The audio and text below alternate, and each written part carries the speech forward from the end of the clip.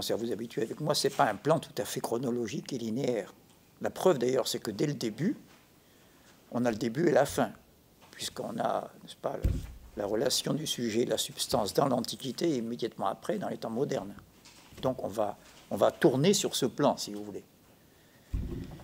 Mais je vais même commencer par le milieu, pour tout arranger. Mais ne vous inquiétez pas, on va tout reprendre à chaque fois. Il y a une première méprise contre laquelle je vous mets en garde, c'est de croire que, pour une fois, c'est gentil, merci beaucoup. Pour une fois, je vais faire un grand chapitre d'histoire de la philosophie, puisqu'on vous rendez compte, on part des origines. Platon, c'est quand même le premier système strictement philosophique écrit qui nous soit parvenu. Vous savez qu'avant, c'est des on-dit, hein, les présocratiques, les trucs, c'est des phrases par-ci, une phrase par-là. Une page parfois, hein, quand on a de la chance, chez Aristote. Et voilà, Aristote, Descartes, Hegel, Rimbaud, je veux dire, on n'est plus dans le campus philosophique, mais on a l'impression que non, on ne va pas faire l'histoire de la philosophie en 2 heures, ce ne serait pas sérieux. Vous vous rendez compte, hein, pour Aristote, le temps qu'il nous faudrait pour s'en sortir, bonsoir Pierre, pour parcourir le maquis du corpus aristotélicien, rien que ça. Donc, je vais dire tout de suite à quoi sert ce plan. C'est un petit feuilleton de l'évolution des relations qui entre ces deux concepts, substance et sujet. Donc, je vous ai dit qu'ils convergent dans l'Antiquité et qu'ils divergent dans les temps modernes pour aller assez vite. Hein, c'est ce qu'on va détailler, parce que dit comme ça, c'est un peu abstrait et donc pas très intéressant. Abstrait au mauvais sens du terme. Or, dans tous les cas de figure qui convergent ou qui divergent, je fais une apposition et vous voyez à quel point je ne répéterai jamais assez que le langage de tous les jours, qui est celui des philosophes, on n'est pas des mathématiciens. Pas la parole elle est un peu plus compliquée que le langage de Libé. Encore que c'est tordu des fois là-bas, hein. Mais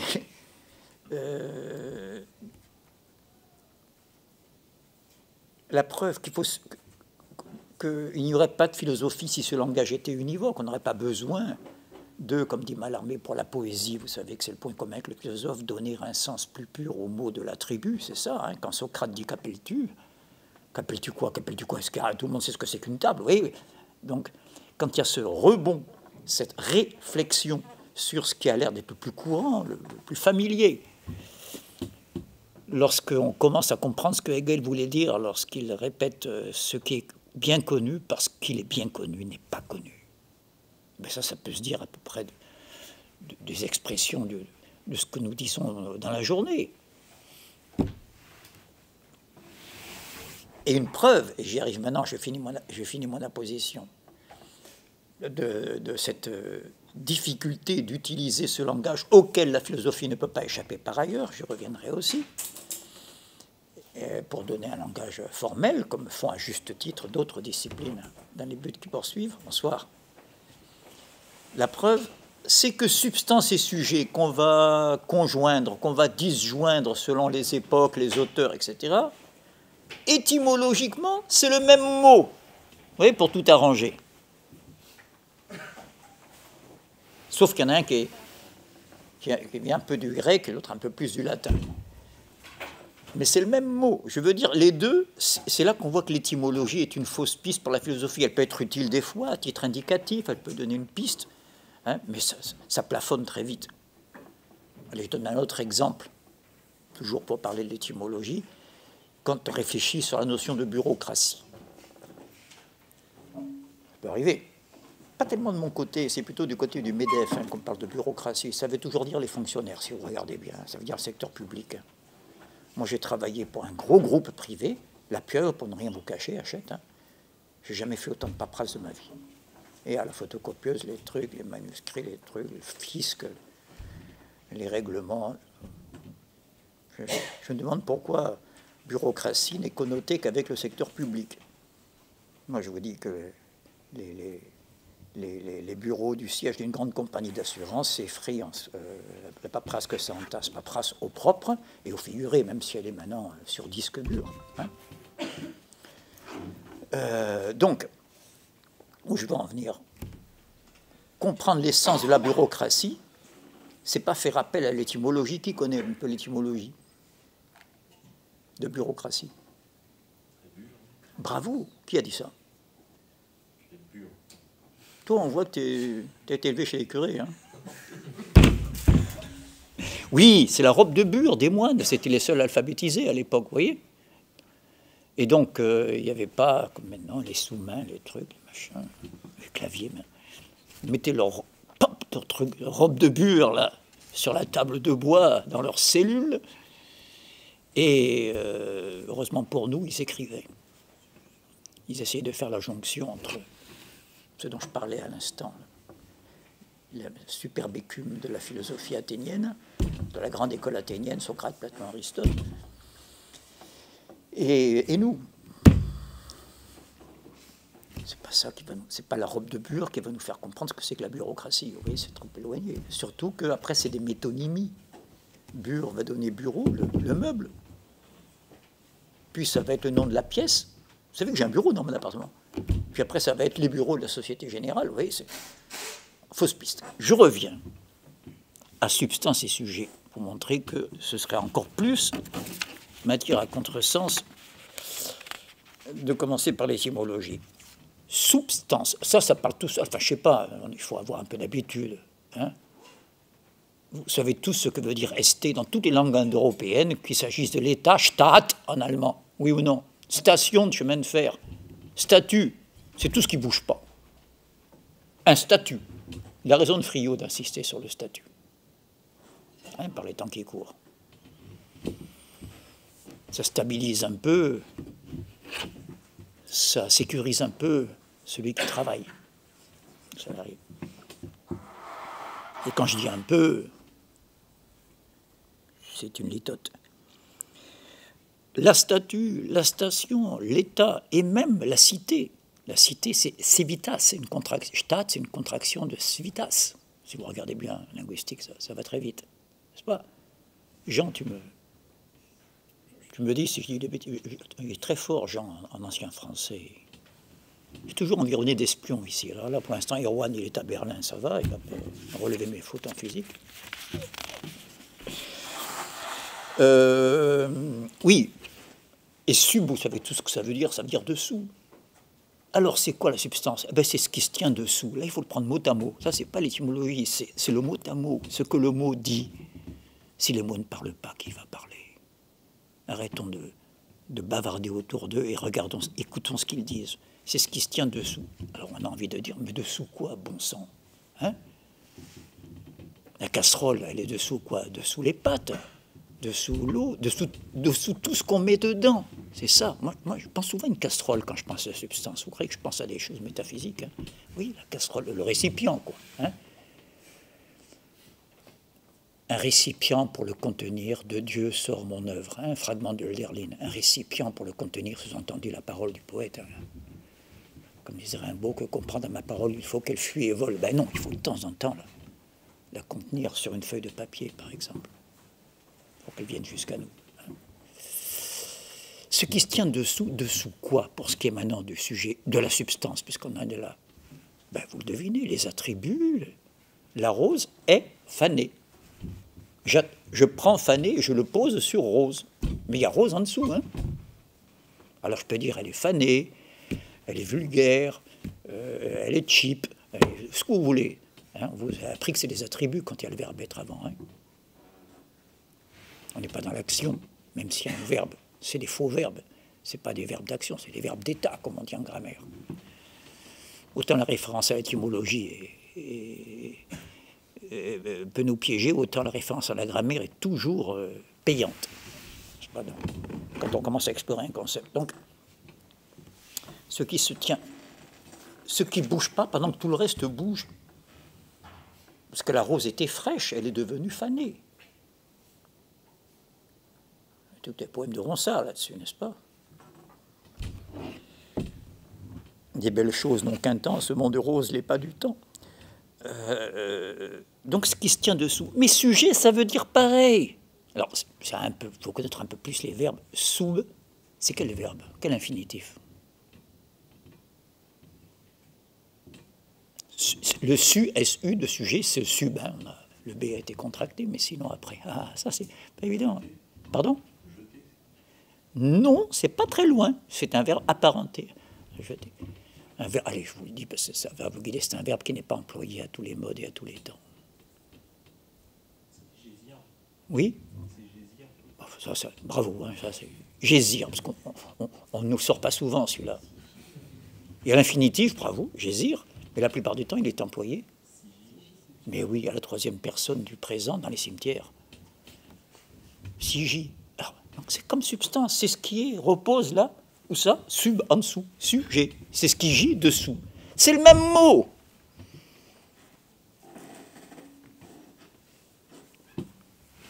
Et maintenant, je passe à ma première division du plan, là. Celle de Hegel, vous voyez, c'est un petit peu avant la fin du plan, hein, il me semble. Une phrase, là, selon mon point de vue, la citation exacte, je vous la restitue, selon mon point de vue, qui ne sera étayé que dans l'ouvrage qui suit, sous-entendu, si ce n'est qu'une préface, donc c'est pas ici que je vais faire la démonstration. Tout dépend de ce point essentiel, ça vous l'avez, je crois, n'est-ce pas? Sur le plan. Donc là, je ne vous donne pas un texte, c'est juste cette phrase. Hein. Appréhender et exprimer, connaissons Spinoza et Hegel, appréhender et exprimer le vrai, non plus comme substance, mais aussi et précisément comme sujet. Alors là, c'est carrément l'opposition. Entre quoi? Entre deux termes qui, à l'origine, disent ce qui est en dessous. Ce qui se tient dessous tout ce qu'on dit. Vous voyez?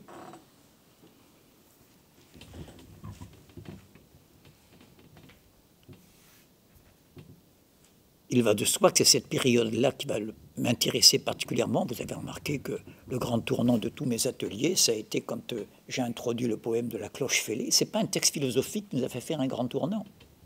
Allez, je fais une parenthèse. La philosophie existe dans l'enseignement secondaire, pour combien de temps encore? En classe terminale. C'est-à-dire, c'est pas idiot du tout. On pense que les élèves ont emmagasiné assez de connaissances positives dans les autres disciplines, en mathématiques, en physique, en histoire, en géographie, en biologie, en ce que vous voulez, en littérature, et qu'il est peut-être temps maintenant de prendre un peu de distance et de les réfléchir. Ce qui ne peut se faire que dans la dernière phase. Vous voyez?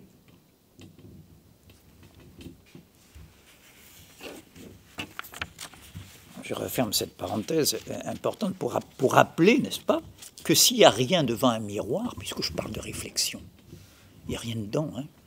S'il n'y a rien devant, il n'y a rien dedans. Sinon, Leibniz,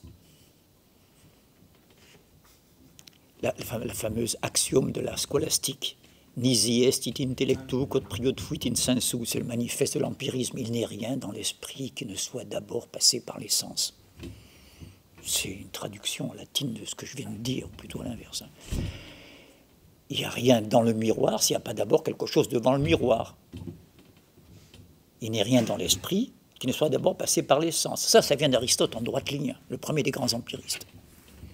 Si on n'a pas d'abord les sens, eh bien on n'a rien. Et même Kant confirmera bien plus tard que toute notre connaissance débute avec l'expérience. Et immédiatement, Kant ajoute, ce qui ne signifie pas que toute notre connaissance dérive de l'expérience. Et il souligne en majuscule avec et de. Petit rappel. Je dis ça parce que c'est le grand absent de mon plan, Kant. Alors, je le rattrape un peu. Et pourtant, c'est une articulation importante, surtout à ces sujets, mais pas pour ce qui nous occupe ce soir. Donc, le fait que la réflexion suppose qu'il y a quelque chose devant ce qui reflète, devant le miroir. Vous vous rappelez ce que j'avais dit du sujet au début? Imaginez un projecteur. Vous voyez, on reste dans les métaphores optiques quand on veut parler du sujet. C'est curieux, hein, le projecteur, le miroir, auquel, j'ai pas mon tableau là, auquel j'ai ajouté le prisme. Je le rappelle, les anciens se souviennent, mais je le dis aussi pour les nouveaux qui nous font la gentillesse de se joindre à nous. La formule que je viens de rappeler, qui est une formule scolastique, qui a, comme tout l'enseignement d'Aristote, à partir du moment où saint Thomas d'Aquin, qui est un grand politique, s'est dit, oh là là, il y a des intellectuels qui commencent à pulluler là, dans la chrétienté, là. Les esprits forts, comme on dira bientôt, il est temps de... Ça suffit plus de dire hors de l'église, point de salut, tu écoutes ce que le curé te dit, puis c'est tout. Il faut argumenter. C'est embêtant, mais il faut argumenter. Les gens commencent à être un peu instruits, il n'y a pas encore l'imprimerie. Hein. Mais enfin, quand même, il y a menace. Donc, on va utiliser un grand philosophe de l'Antiquité. Mais le problème, c'est qu'il choisit Aristote. Le moins chrétien des deux. C'est extraordinaire. Le plus grec, le plus païen, le plus au sens profond. Hein. Et c'est ce qu'on va voir avec sa théorie de la substance. C'est pour ça que je ne suis pas en train de m'égarer, en plein dedans. Donc, cette phrase, la scolastique c'est la vulgate aristotélicienne à partir du moment où saint Thomas d'Aquin le met dans les manuels et que tout, si vous voulez passer à la prêtrise, il faut connaître son Aristote.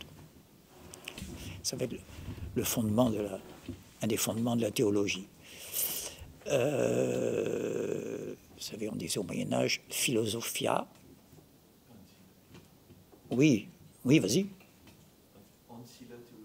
Ancilla, c'est la boniche, hein, pour parler français. La philosophie servante de la théologie. Une conception de l'époque. Hein. Là, par contre, je fais une parenthèse. Parce que le temps presse, et plus le temps presse, plus il faut prendre son temps pour rappeler des choses qu'on n'aura peut-être plus le temps de préciser. Moyen-Âge, temps moderne. Le Moyen-Âge se termine avec la Renaissance. C'est presque une tautologie. Et les Renaissances, les historiens, vous savez, c'est simple. Il faut toujours découper en trois d'abord, c'est bizarre, mais c'est comme ça. L'Antiquité, le Moyen-Âge, les temps modernes. Ou plutôt l'Antiquité, les temps modernes, deux extrêmes, et tout le reste, on le met au milieu, le moyen, middle age. C'est pratique. La grande différence, c'est quoi? C'est qu'au Moyen-Âge, le lien fondamental entre les hommes, dans l'idéologie, pardon, qui charpente le discours idéologique, c'est le lien vertical de l'homme à Dieu. Vous vous en doutez, c'est une époque extrêmement religieuse. Nos cathédrales, quand même, nos abbayes, nos petites chapelles romanes en Corse. Il n'y a pas d'argent en Corse pour faire des grandes cathédrales, mais il y a une flopée de petites chapelles ravissantes. À partir de la Renaissance, c'est le rapport de l'homme à l'homme. Le rapport vertical s'appelle religion. La vérité de ce qui est ici-bas est au-delà. Voilà. À partir du Moyen-Âge, pensez à un auteur comme Machiavel, c'est le rapport d'homme à homme qui est fondamental. Et c'est le politique qui est fondamental comme problématique dans le discours idéologique. Et c'est Rabelais, et c'est Montaigne. Vous voyez, ça prépare les Lumières, tout ça. Lesquelles préparent la Révolution. Voilà pourquoi je fais des découpages. Oui, c'est un vrai polar quand vous regardez de près, quand vous suivez le feuilleton. Non, mais c'est sérieux. Allez, traduisons en termes sociaux. Qu'est-ce que c'est le Moyen-Âge en termes marxistes maintenant? C'est la paysannerie, la féodalité. Comme classe sociale. Le clergé, ce n'est pas une classe sociale. Petite parenthèse, mais humoristique. Bluskar me met dans la confidence des quelques mots qu'il a échangés avec Sartre. Lorsque Sartre, qui ne pouvait pas assister à son jury, a dit « Mais venez me voir à Montparnasse. » Et moi, je l'attendais en bas. Ben oui, à l'époque, on allait voir Sartre. C'était le dieu de Paris, comme plus tard Lacan, vous voyez, dans un autre style. Moins qu'on puisse dire. Et donc, il redescend. Il m'a posé une question bizarre. Il m'a dit « Est-ce que l'Église est une classe sociale ?» Vous voyez, pas bête, Sartre, hein.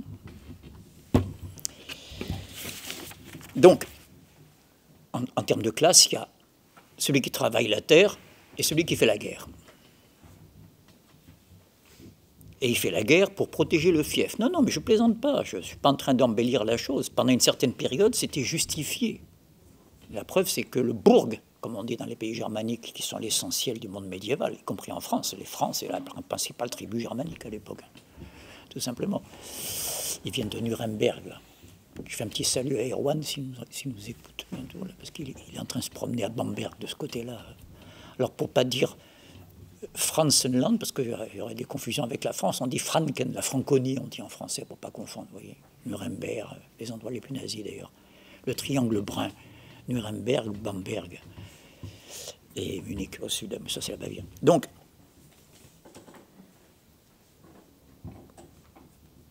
le paysan travaille, l'autre fait la guerre. Oui, quand il y a un danger, on se réfugie. Et le danger, il vient du fief d'à côté à l'époque. Le seigneur d'à côté, il décide de faire la rasière sur les récoltes, là, parce qu'elles sont venues avant les siennes. Bon. Et donc, le village, les paysans se réfugient dans le bourg, dans le château. Il a une fonction, le seigneur. Je veux dire, c'est pas seulement un parasite. Il va devenir parasite quand le royaume va commencer à s'unifier, à se pacifier. Vous me direz, mais alors, l'Église, mais bien sûr qu'elle a un rôle énorme. Le Seigneur, je viens de le dire, protège la paysannerie, la protège dans ses biens matériels. Protège les corps, si vous voulez parler en termes théologiques. Le clergé protège le paysan. Du diable. Ah, mais dites, c'est important à l'époque. Oui. Et puis il y en a un qui travaille pour les deux, c'est le paysan. Ben, il faut bien qu'il y en ait un qui marne pendant ce temps pour nourrir les deux précédents. C'est ça l'ordre féodal. Non, mais je ne veux pas caricaturer. Ça a une structure. Les trois ont leur fonctionnalité. Le serf n'est plus un esclave, on n'est plus dans l'Antiquité. La preuve, c'est qu'il va y avoir l'énorme mouvement des communes, vous voyez. Bon. Et le nombre de villes libres. Freiburg, Villefranche, tout ça, ça veut dire la même chose. Freetown, où on paye moins de taxes. Ah ben, faut pas. C'est la liberté de renard dans le poulailler. Hein. Bon. Donc, il n'y a que des extrêmes. Le paysan, le seigneur, et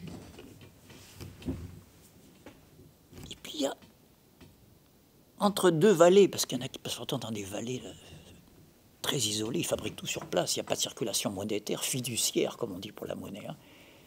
Mais de temps en temps, il faut quand même le paysan, il a besoin, non pas encore de ramener des fanfreluches à sa femme, c'est un peu précoce encore là, non, mais de ramener un outil. Il faut qu'il descende dans les vallées, là où il y a le croisement des routes, vous voyez, entre les différentes vallées. Et c'est ça qui va donner le marché.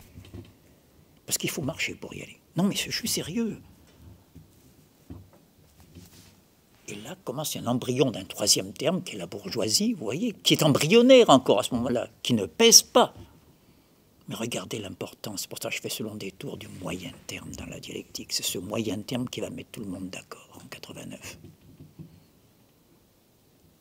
Qui va drainer la paysannerie, la supprimer en l'envoyant aux usines, et qui va liquider la féodalité. Alors remplaçant par d'autres féodalités d'argent, mais ça, c'est au sens figuré. Voilà, c'est plus le sens historique. Donc, quand je dis le rapport de l'homme à Dieu définit le Moyen-Âge, le rapport de l'homme à l'homme, on ne parle pas encore d'intersubjectivité, mais regardez l'importance de l'éducation, le rapport du prof à l'élève dans Rabelais, dans Montaigne. Les passages les plus souvent commentés de Rabelais, c'est comment Gargantua, Pantagruel, doivent être à la nouvelle éducation éclairée, celle de la Renaissance. On ne parle pas encore des Lumières, mais vous voyez, comment il doit manger des légumes et pas seulement de la viande. C'est l'époque barbare, le Moyen-Âge. C'était pas vegan. Hein. Non, puis Rabelais, il a fait des études à Montpellier, c'est un médecin de formation. Vous voyez, c'est intéressant, ça commence à s'humaniser au sens de l'humanisme, hein, de la Renaissance. Hein. Il faut un savoir, une technicité, pas seulement un rapport de force. Donc, le rapport de l'homme, regardez l'importance de revenir aux sources. Tout mouvement de l'humanisme est là, revenir aux sources. Avant, on disait que les sources, c'est le curé, c'est tout, quand tu commences. Le reste, c'est païen, pas bien. Quel est le plus grand acte révolutionnaire de Luther, qui initie l'histoire allemande moderne, qui l'a fait débuter, pour le meilleur comme pour le pire? C'est la traduction de la Bible en allemand. Imaginez un gars, bon, il n'y en a pas beaucoup, mais ça commençait à alphabétiser à l'époque. Là, on est après l'imprimerie, ça y est, il y a l'imprimerie, donc ça commence à, comme une traînée de poudre dans les foyers, il y a la Bible. C'est la première chose qu'on imprime. Hein. Je lis, il est plus difficile. Gertrude, viens me lire, là, mais je ne comprends rien. Pour un riche d'entrer dans le royaume des cieux que pour un chameau passer par le trou d'une aiguille. Ça fait 10 siècles que le curé ne me l'avait pas dit, ça. Mais c'est pas possible. Mais c'est incroyable, enfin, quand même. C'est la bombe, ça. C'est une bombe. Vous comprenez pourquoi on disait hors de l'église, point de salut. Attention. Hein. Mais oui. Donc, ce sont des mutations énormes. Quand je dis rapport d'homme à Dieu et d'homme à homme, c'est pas seulement pour faire des formules. Hein. Je parle du rapport pédagogique d'homme à homme ici. Mais comme je vous l'ai dit il y a 3 ans, je crois, le pédagogique est l'antichambre du politique. Pourquoi ça a tellement d'importance, les théories pédagogiques à les époques? C'est qu'il s'agit de former un exemplaire de la cité qu'on veut, de la communauté humaine qu'on veut. C'est ça le sens de l'Émile de Rousseau. C'est ça le sens des romans de Rabelais. C'est ça le sens de Montaigne. Quand il dit qu'il vaut mieux une tête bien faite qu'une tête bien pleine. Parce qu'au Moyen-Âge, ça y allait le par cœur. Et c'est ce qui a donné le mot kyriel. À force de dire Kyrie et eleison, on disait des kyriels, vous voyez. On ne comprenait rien à la messe, en fait. Je suis partisan de la messe en latin. Je vous le dis, ça vous surprend un peu. D'accord, mais à condition qu'on comprenne. À condition qu'on n'abandonne pas le latin dans l'enseignement. Ni le grec. Et qu'on ajoute l'arabe. Voilà, pour le reste, les langues vivantes sont là. Donc, maintenant qu'on a vu avec Hegel cette disjonction, il n'y a pas une opposition substance-sujet. Apparemment, oui, hein, dans la phrase de Hegel. Il ne faut plus appréhender le vrai comme substance, il faut l'appréhender comme sujet. Et il dit tout dépend de ce point essentiel. Je reviens sur cette citation, je ne perds pas mon fil, pour rappeler que c'est exceptionnel que Hegel dise voilà l'essentiel. J'ai rabâché, que Hegel, comme Marx d'ailleurs, n'aime pas la petite formule magique, l'aphorisme, c'est à la mode, ça, hein, Nietzsche, tout ça, vous savez, que c'est plus, en 3 lignes, vous avez plus de richesse, de contenu que dans 10 volumes du Capital. Non. C'est pas le sérieux, la douleur, la patience et le travail du négatif, comme dit Hegel. Hein. Il déteste ça, sauf là, parce que c'est la préface, c'est la Féno, et qui dit je l'étayerai après dans la suite, hein, sinon c'est pas valable. Mais c'est rare qu'il est essentiel. De même que c'est très rare que Marx, si le résultat auquel j'arrivais peut brièvement se résumer ainsi. Dans la production sociale de leur existence, et hop, on a la préface de 59, dont je vous ai souvent dit que c'est là où il y a le plus de Marx, dans le minimum de lignes. Or, donc il faut bien lire. Il y a un passage de la substance au sujet. Il ne faut plus. Ça veut dire que pendant longtemps, on a appréhendé le vrai comme une substance. Regardez chez Spinoza, on va le voir là. Dans quelques instants, Dieu est une substance. Il n'est pas une substance. Chez Spinoza, il n'y a qu'une substance. Et la substance. Il n'y a qu'une substance. Il n'y a qu'un truc qui ne bouge pas, c'est Dieu. D'accord ? Donc Hegel, lui, il n'est pas pour la substance ou pour le sujet, il est pour le mouvement qui va de l'une à l'autre. Mais ce n'est pas un mouvement comme une droite, c'est un mouvement vectoriel. Métaphore. Hein. C'est-à-dire une droite orientée. On ne va pas faire des retours vers la substance. On peut le faire, ça s'appelle être réactionnaire. Non mais écoutez. Or, rappelez-vous la dernière fois, l'avant-dernière fois, pardon, quand j'ai commencé le cours sur le sujet, j'avais évoqué Althusser. Et pour une référence positive, une fois n'est pas coutume. J'avais évoqué un très bon texte d'Althusser, qui est disponible dans Hommage à Jean Hippolyte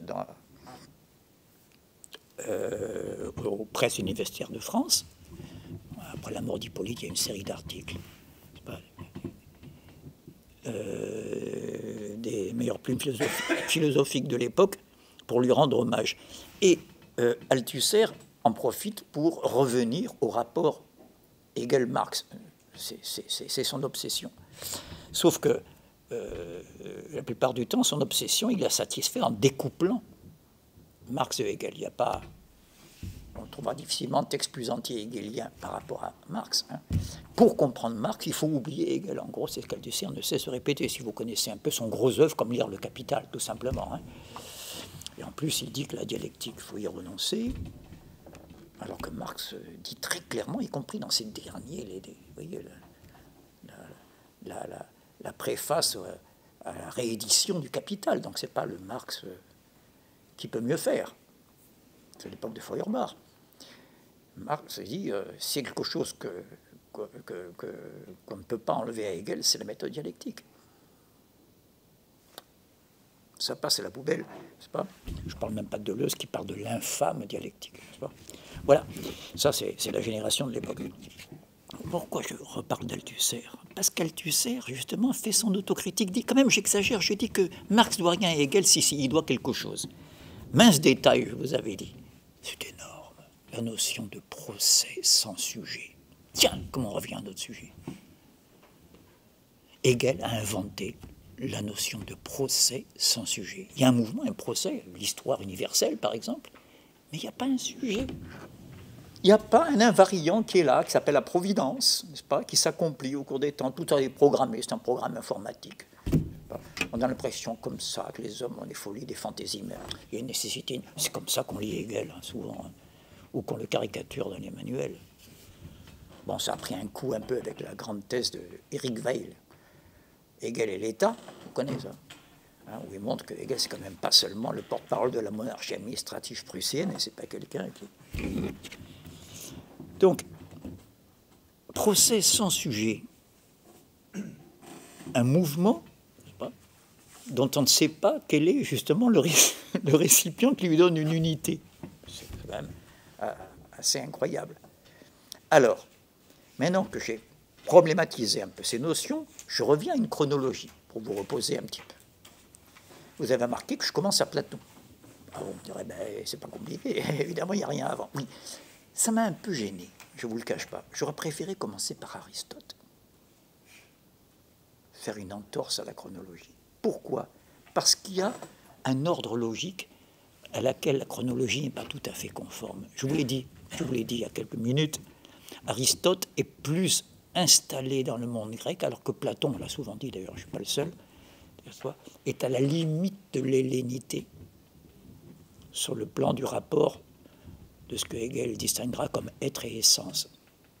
C'est-à-dire que pour Platon déjà, la vérité n'est pas de ce monde, pour prendre une formule chrétienne, si vous voulez. Donc, il anticipe déjà, c'est pas, la transcendance est importante chez Platon, beaucoup plus que chez Aristote, qui est un philosophe, comme Spinoza d'ailleurs, de l'immanence. Je vais préciser ces notions. Mais chez Platon, la feuille de papier, toutes les feuilles de papier participent de l'idée de feuille de papier qui est quelque part au-delà de tout ce que les sens peuvent apercevoir, au-delà de ce qui se peut voir, ou de ce qui ne pourra jamais être vu.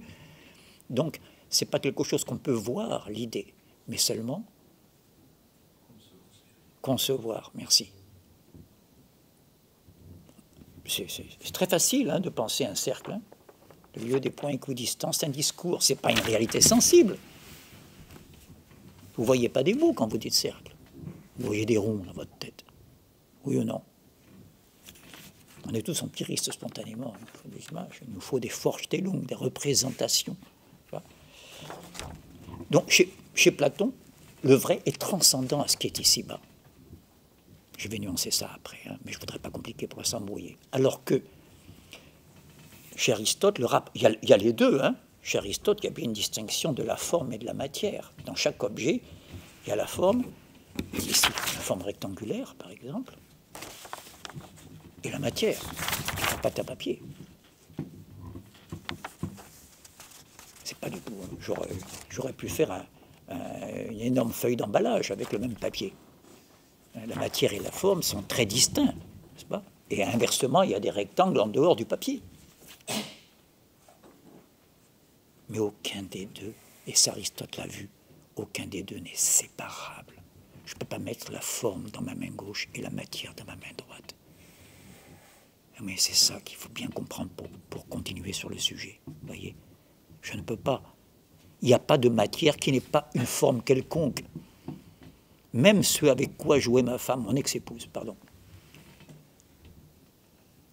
Vous connaissez le film Jeux interdits? Magnifique film sur des enfants qui jouent pendant la guerre dans des zones de conflit. Des enfants, vraiment des enfants, des gamins. Elle m'a raconté comme elle a 10 ans plus que moi, elle a vécu les bombardements à Karlsruhe. Et elle racontait comment ils faisaient les collections des éclats de bombes après le bombardement, les enfants dans les rues. Vous voyez les formes, vous savez, déchiquetées, des éclats de bombes. Comme ça, qu'ils mettaient dans les cartons, ils faisaient des collections. Donc même la chose la plus informe a une forme, même grossière, même brute. C'est intéressant, même chaotique. Donc il n'y a pas de matière sans forme. Et puis il n'y a pas le rectangle qui flotte dans l'air, qui n'est ni en bois, ni en papier, ni où celui-là. Donc Aristote, et ça je vous renvoie à la définition de l'âme, je vous le dis de tête, celle-là je la connais, Aristote est le premier à faire un traité de psychologie, au sens propre, psyché c'est l'âme, qui a été enseigné par tous les philosophes du Moyen-Âge. Un type comme Giordano Bruno, vous savez, le Nolin, comme on l'appelle, parce qu'il était de Nolano en Italie, le Nolin qui a été brûlé en place publique parce qu'il affirmait ce que nous pouvons tous dire librement maintenant, sans risquer d'être brûlé, c'est qu'il y a plusieurs mondes en dehors du nôtre, dans l'univers. Il a été brûlé pour ça. Il n'a pas été aussi prudent que Galilée. Galilée, en bon italien... Oui, j'ai dit des conneries, c'est possible. En sortant sur le palais, pour c'est mauvais. Pourtant, elle tourne. Non, Giordano Bruno, c'était un type extraordinaire qui enseignait à Paris, à la Sorbonne, en Espagne, à Toulouse. Il enseignait quoi? 2 choses, le traité de la sphère, cosmologie, et le De Anima d'Aristote, le traité de l'âme. Vous voyez, c'est des livres qui ont une épaisseur historique. Je suis un peu solennel parce que ça fait 25 siècles qu'on commande ces textes-là. 25 siècles qu'on dit... Aristote l'a dit ça, mais certains interprètent d'une autre manière. Vous voyez, on n'improvise pas sur des trucs comme ça, c'est énorme, il y a tout un appareil critique. Donc, ce traité de l'âme, je vous précise tout de suite, et c'est en plein dans la continuité de ce que je disais sur le sujet, que l'âme, à l'époque, n'a oublié la référence chrétienne. Ce n'est pas l'âme opposée au corps, ce n'est pas un truc immatériel, c'est tout le contraire. C'est un traité de biologie, si vous préférez. Chez les Grecs, il n'y a pas de séparation de la psychologie et de la biologie. Et vous le trouvez encore dans la langue maintenant avec le mot animal. Ça veut dire quoi? Qu'il y a une âme qui est animée, qui bouge. C'est pas ça. Ça, c'est l'inertie. Alors que l'animal, il se déplace. La plante, bon, de bas en haut, mais elle croît. Et physis, chez les Grecs, le terme qui va donner la physique, la nature, vient d'un radical phon, un infinitif qui veut dire croître, pousser, au sens biologique du terme. Il faut oublier nos références modernes. Ce n'est pas un monde inerte avec des galaxies, de l'ammoniac. Non. C'est un monde pour écolo, où il y a une providence, où il y a de la vie, où il y a... Enfin, il y a de l'âme, quoi. C'est pas comme dans la ville. Ouais. Le monde grec, c'est l'écologie plus l'intelligence. Et la culture. Non, je suis mauvais là. Donc, sérieusement, c'est un traité de biologie. Il y a une âme végétative, chez Platon aussi, il y a une âme dans le foie, enfin, voilà. Je ne veux pas m'attarder dans les détails. Ce qui compte, c'est que les 3 premières parties, les 3 premières divisions de ce traité, qu'il y en a beaucoup, commencent par dire « Rappelons tout d'abord les idées de nos prédécesseurs sur la question ». Alors là, on a une chance. Aristote, premier historien, tu connais ce passage extraordinaire de la philosophie. Oui, alors Anaximandre, il dit que l'homme machin, Héraclite... Bon. Alors, on a comme ça tout un résumé, et donc il faut attendre la 4e partie pour que tout d'un coup, d'une manière solennelle, un peu comme dans la métaphysique, il faut attendre le 4e livre pour qu'ils disent qu'il y a une science qui étudie l'être en tant qu'être. Ça y est, on attaque l'ontologie. Il faut attendre le 4e livre. Alors là, pareil. Pour attaquer quoi? La définition de l'âme. Quand on parle du sujet, ça a un certain intérêt. Le sujet, c'est qui est-ce qui, hein, vous vous rappelez, c'est notre début. Hein. Qui est-ce qui, c'est quelqu'un. Il n'y a pas une âme là-dedans. Encore, qu'allez savoir. Hein. Par les temps qui courent. Hein. Qui vous dit, monsieur, qu'il n'y a pas une âme? Qui vous dit, monsieur, que les animaux ne parlent pas? Les élèves vous répètent ça tout le temps maintenant, vous savez? Puisqu'on leur dit dans les documentaires que les animaux sont intelligents, mais que l'homme, lui, il est mu par ses instincts. C'est l'inversion de tout. C'est extraordinaire où on arrive maintenant. D'accord? Les sciences cognitives vous font comprendre que c'est stimulus réflexe qui nous détermine. Par contre, dans l'arbre, il y a une pensée.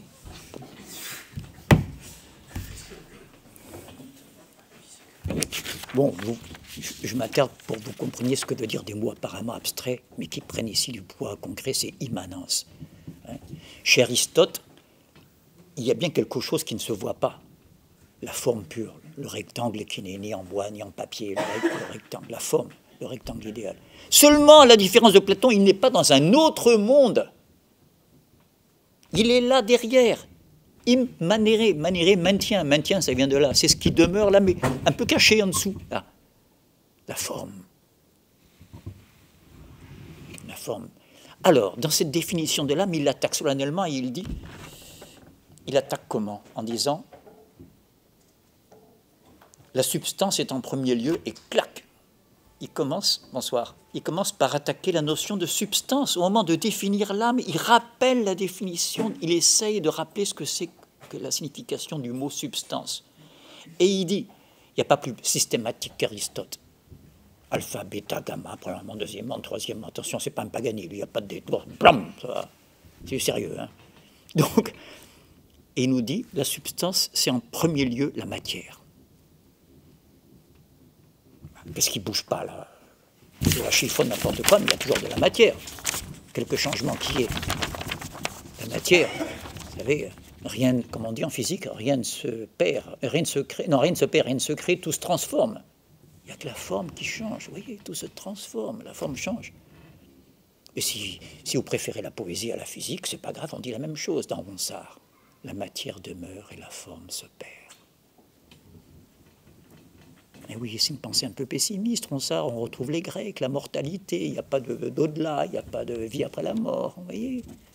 Donc, mademoiselle, succombez à ma séduction, parce que cueillez dès aujourd'hui les roses de la vie, vous ne serez pas toujours jeune, oui. Comme ça. Ben oui, ça va ensemble, tout ça. Vous savez que vous serez bien vieille au soir à la chandelle, vous connaissez. Je parle des textes les plus connus à chaque fois. Pour rendre plus inexcusable le fait que vous les ignorez, que vous les oubliez.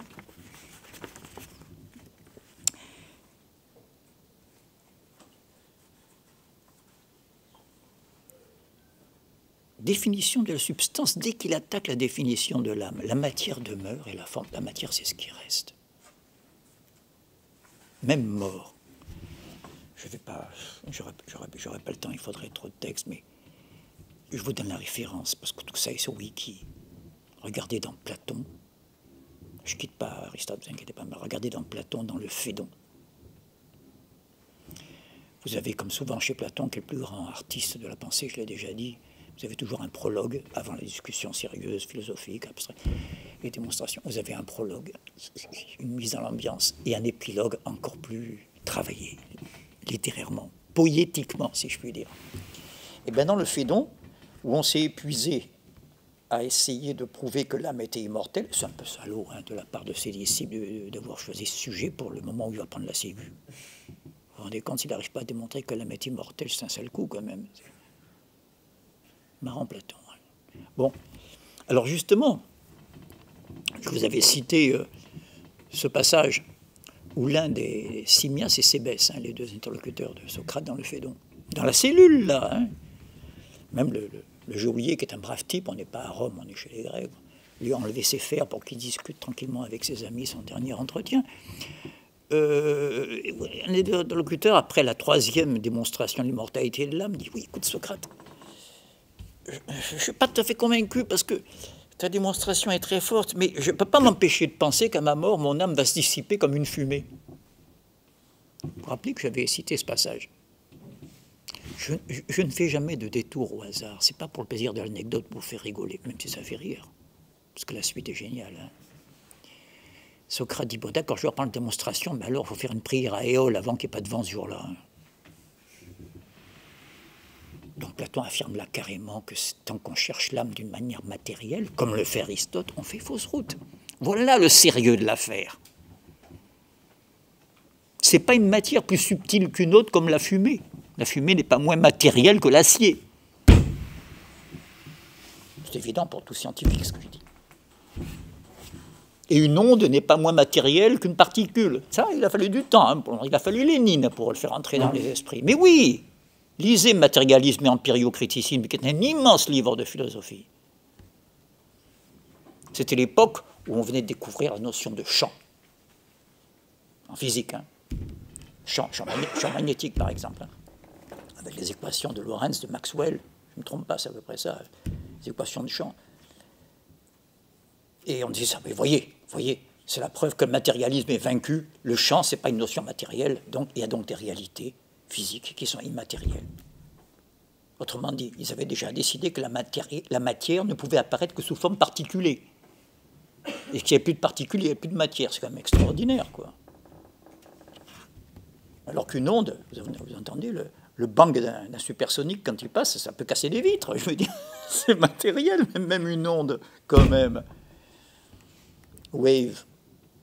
Vous avez lu La Marque jaune, Blake et Mortimer? Ah, il y en a qui l'ont lu. Ah, ça me fait plaisir. Tu as lu? De Mega Wave, hein, l'arme secrète, là. L'onde méga, hein, qui va écraser les gratte-ciel de New York, pulvériser. Oui, donc, mais bonsoir, mais cet autre passage, donc, à la fin, dans le postlude, je parle musicalement, excusez-moi, dans l'épilogue du Phédon, où Platon revient sur la question de l'immortalité de l'âme. C'est intéressant parce que c'est avant le Parménide, et tous les dialogues sont avant le Parménide. Platon ne cherche pas à imposer à toute force le résultat. Si les gens ne sont pas convaincus, on reste dans une attitude aporétique, comme on dit, n'est-ce pas? On reste la question, on a progressé, on ne revient pas à zéro. Et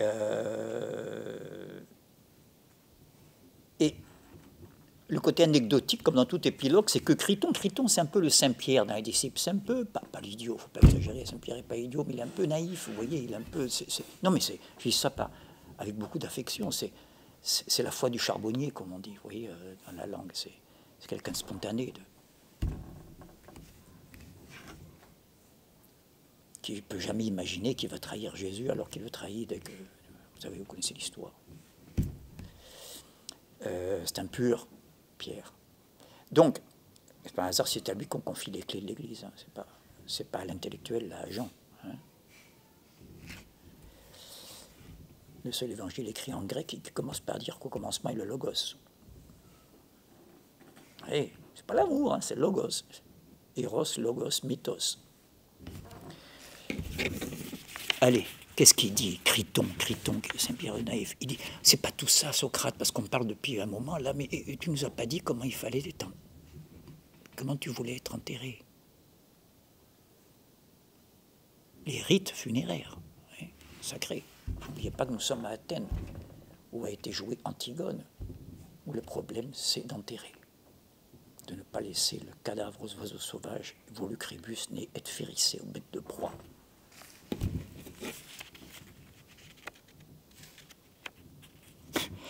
Et Socrate répond, comme tu voudras, Criton. Tu m'enterreras comme tu voudras. Comme vous voudrez, il dit à ses disciples, à condition que vous puissiez m'attraper. Vous voyez comment on reste dans la théorie de l'âme immatérielle chez Platon. Alors que chez Aristote, c'est tout le contraire. C'est une matière animée, l'âme, chez Aristote. C'est ça un animal. une matière animée.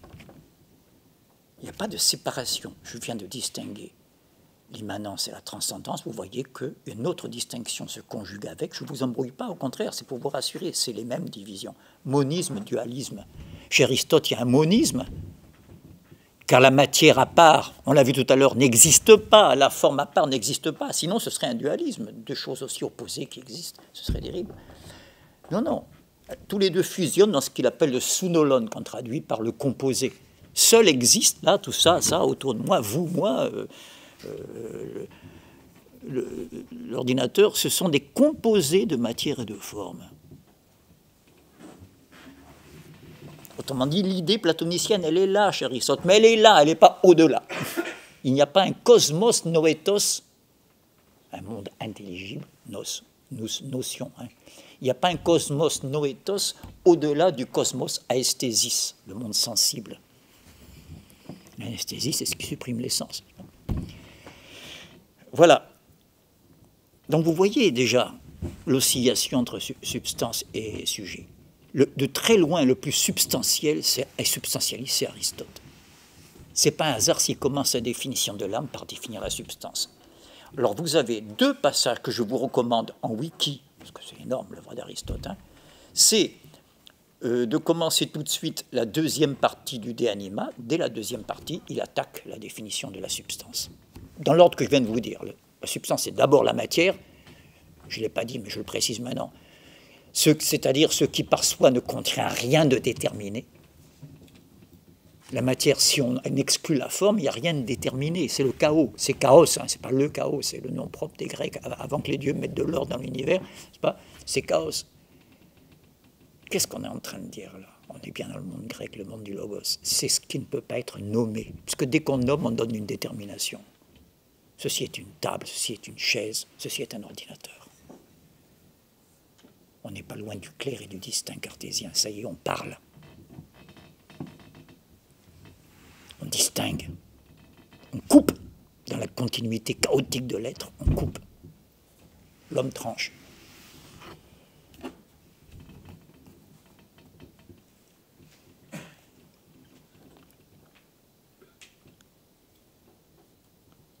Donc le composé de matière et de forme, c'est moniste.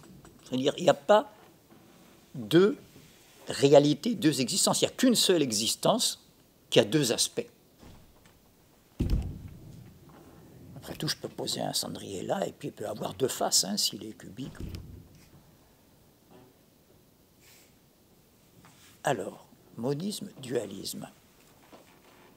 Troisième distinction, mais qui, pour creuser la même divergence. C'est la distinction qui a... Essayez de me suivre, parce que ça a l'air compliqué, ça ne l'est pas. La distinction entre distinguer et séparer. Distinguer bien, distinguer de séparer. Aristote est génial. Là. C'est un immense prof, hein, on le voit bien là. Il est précis. On peut distinguer, on peut distinguer la matière et la forme, puisque ce rectangle, je peux le trouver en dehors du papier. Mais on ne peut pas les séparer. Et la distinction est logique, la séparation est ontologique. La distinction n'est pas de l'ordre de l'être, elle est de l'ordre des mots. Allez, j'ai rendu un peu justice à Althusser.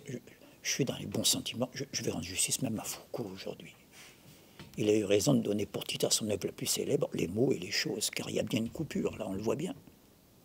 C'est pas parce qu'on a le mot qu'on a la chose. Ben sinon, hein, ces amoureux, toi, et pof, l'usage magique de la parole, ce dont rêvent les enfants, et l'enfance de l'humanité, hein, la magie primitive par laquelle nous avons tous commencé. Plus on est impuissant matériellement, plus on se donne une puissance magique, n'est-ce pas? Vous connaissez l'histoire, vous connaissez ce recueil de contes de Kipling qui s'appelle « Histoire comme ça ». Est-ce que certains connaissent? Toi, tu connais tout. Tu connais? À toi, tu ris, hein? Ben, il y a le qu'on connaît. Non, je pensais à celle qui me fait le plus rire. C'est Kipling, hein? C'est britannique. Il a vécu presque toute sa vie dans l'Empire. aux Indes, il y a passé son enfance, c'est un peu mystérieuse. Enfin, passons. Mais il fait un recueil. Si vous avez des enfants, mais surtout pour vous, c'est comme Tintin, 7-77 ans, hein. Histoire comme ça. Ça existe en wiki aussi. Hein. L'histoire du papillon qui tapait du pied. Tu te rappelles pas de ça? Non, c'est pour illustrer que je pars dans mon fil. La puissance qu'on se donne, plus on est faible, plus on donne une puissance. En fait, on est dans le palais de Salomon. Salomon est fatigué parce qu'il a 2000 épouses qui sont toujours en train de se chamailler. Il n'en peut plus. Oh, c'est le monde oriental. Et là, et il sort sur sa terrasse, sur son jardin, pour essayer de respirer un peu l'odeur d'un genévrier au couchant comme ça, qui lui change des cris aéris des épouses en train de se chamailler. Mais il est suivi des yeux par la belle Balkis, la reine du matin. Cette reine de Saba sur laquelle Nerval a failli faire son chef-d'œuvre. Et la Balkis a du chagrin parce qu'elle voit que son maître a du chagrin. Et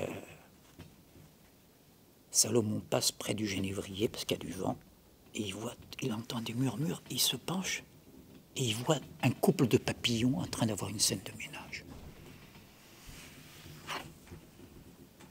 La femme papillon qui dit « j'en ai marre !» Et le papillon qui répond « je te préviens, si tu continues, je peux taper du pied et tout le palais de Salomon disparaît. » Et là, Salomon, qui était chagrin, part d'un éclat de rire. Mais d'un éclat de rire. Balkis a entendu les papillons. Donc elle prend le papillon avec son doigt, comme ça le mâle le fait venir. Elle dit, écoute bien, tu vas répéter ça. Mais oui, elle est terrible, elle est insupportable. Oui, d'accord. Tu vas lui répéter ça, d'accord? Tu vas lui répéter, tu tapes du pied. Et Salomon étant le prince des génies, le prince des magiciens, quand le mari papillon tape du pied, tout le palais de Salomon disparaît, des génies le font élever dans les airs, etc. Ça veut dire que quelques secondes. Et la femme terrifiée, je ferai ce que tu voudras, je serai une bonne épouse. Oui. Conte oriental. D'accord? Plus je suis faible, plus je me donne une force, une magie. Moi, je tape du pied, je fais disparaître le papillon. Joli comme histoire. Je disais, c'est superbe. Vous aurez tout, l'histoire de l'alphabet, l'origine de l'alphabet, comment les lettres sont apparues, avec la carte qui dit A, comme ça, avec la barre sur le A, là, et le chat qui s'en va tout seul. Non, c'est des pages admirables. Et le commencement des tatous, enfin, n'en finirait pas. Rien que les titres, c'est un programme.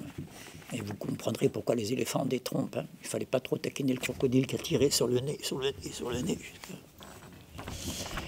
Voilà. Donc, dans l'enfance, on est tous substantialistes. Tout est animé autour de nous. Et les parents en rajoutent même et nous confortent dedans. Quand on se cogne à une table, vous savez, ils frappent la table en disant « méchante la table ». Vous avez déjà entendu ça. D'accord? Ce qui m'est arrivé de le faire, parce qu'on est tous gâteux quand on est parents. C'est possible, je m'en souviens pas. Possible. Bon, enfin, je l'ai souvent entendu autour de moi. Et donc, on ne voulait pas... Il n'y a rien de meilleur ou de pire pour incruster dans la tête de l'enfant. Il y a une âme dans la table. Et une âme méchante en plus. D'accord? Donc, vous voyez, c'est ça l'immanence, là, derrière, là. Pas au-delà, là, derrière. Pas visible, mais eh bien, lorsque Kant va essayer de trouver un concept qui est une synthèse entre l'au-delà, le transcendant, et le sensible, l'expérience du physicien, ce qu'on voit avec les sens, il va trouver le concept de transcendantal. Par exemple, l'espace et le temps, ils sont là. Regardez, comment voulez-vous que je vois ça si ça n'occupe pas un espace? C'est pas l'au-delà, là, au contraire, il n'y a pas plus ici-bas que l'espace et le temps. Tout ce qui est autour de nous, ce que Kant appelle le phénomène, n'est-ce pas, nous apparaît sur un fond d'immanence, suppose pour nous apparaître de ce qu'il appelle forme a priori de la sensibilité, dans son langage très précis, Kant, hein, c'est même pas des catégories. Forme a priori de la sensibilité suppose deux cadres sans lesquels rien ne pourrait apparaître, l'espace et le temps, mais qui n'apparaissent pas. Tout ce qui nous apparaît est dedans, dans l'espace. Un son futile, mais d'une brièveté, un 12e de croche joué à un tempo d'enfer, n'empêche que ça occupe une durée dans le temps, si petite soit-elle. Voilà, je ne veux pas trop m'attarder là, on a dépassé les 8 heures, mais c'est pour vous dire comme il faut bien commencer par la substance au sens. Alors je vais quand même essayer. Hegel vient, je vous dis ce qu'il y a juste avant le passage que je vais vous lire, il vient d'être scandaleux pour sa génération. En plein apogée du romantisme allemand, il dit c'est dans le concept seul que la vérité trouve l'élément de son existence. À l'époque, ça veut dire et non pas dans l'intuition, dans l'ineffable, dans le concept, à rigueur. Et alors, bien sûr, et c'est bien que c'est mal reçu, je sais bien que cette affirmation paraît en contradiction avec une certaine représentation et ses conséquences, représentation qui a autant de prétentions qu'elle est répandue dans la conviction de notre temps. Une explication au sujet de cette contradiction ne me paraît donc pas superflue, même si elle ne peut être rien de plus ici, c'est-à-dire dans une préface, qu'une affirmation gratuite, exactement comme la représentation contre laquelle elle va. Alors allons-y sur cette représentation, c'est moi qui rajoute. Si précisément le vrai existe, dans ce qui, ou plutôt comme ce qui est nommé tantôt, vous allez voir comment ça va devenir actuel, intuition,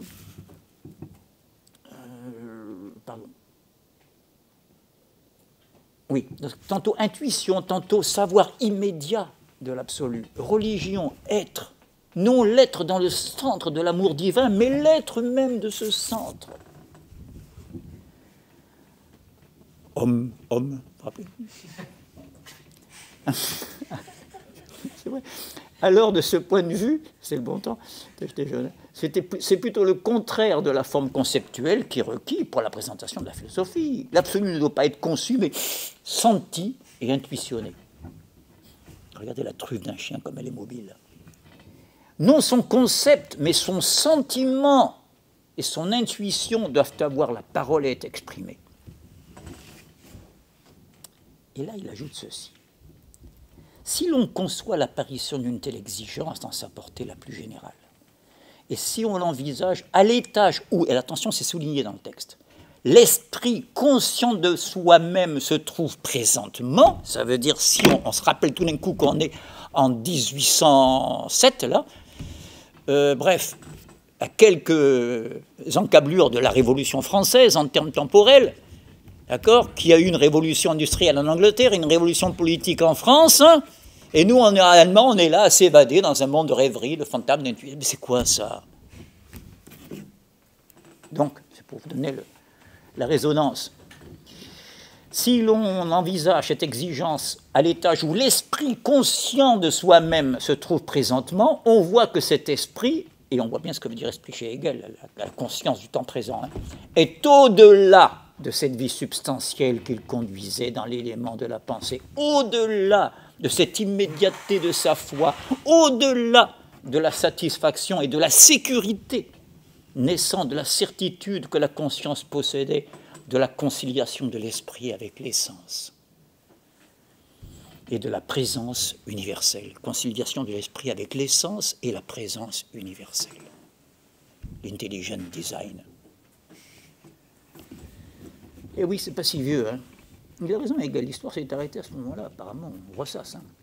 Non seulement l'esprit est passé au-delà de cet état dans l'autre extrême, alors c'est quoi l'autre extrême de l'immédiat, de l'intuition? C'est la réflexion. On n'est plus dans l'immédiat, c'est le média, c'est par l'intermédiaire de la réflexion. La même chose, réfléchir, c'est pas la même chose.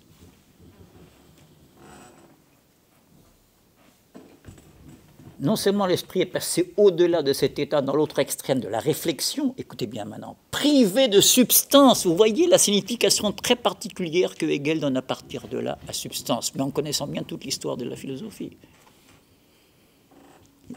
Ce qui était substantiel, c'était ce rapport immédiat au monde. Vous le retrouvez dans le français quand on dit « j'ai fait un repas substantiel ». Oh, j'en ai eu pour mon argent. D'accord?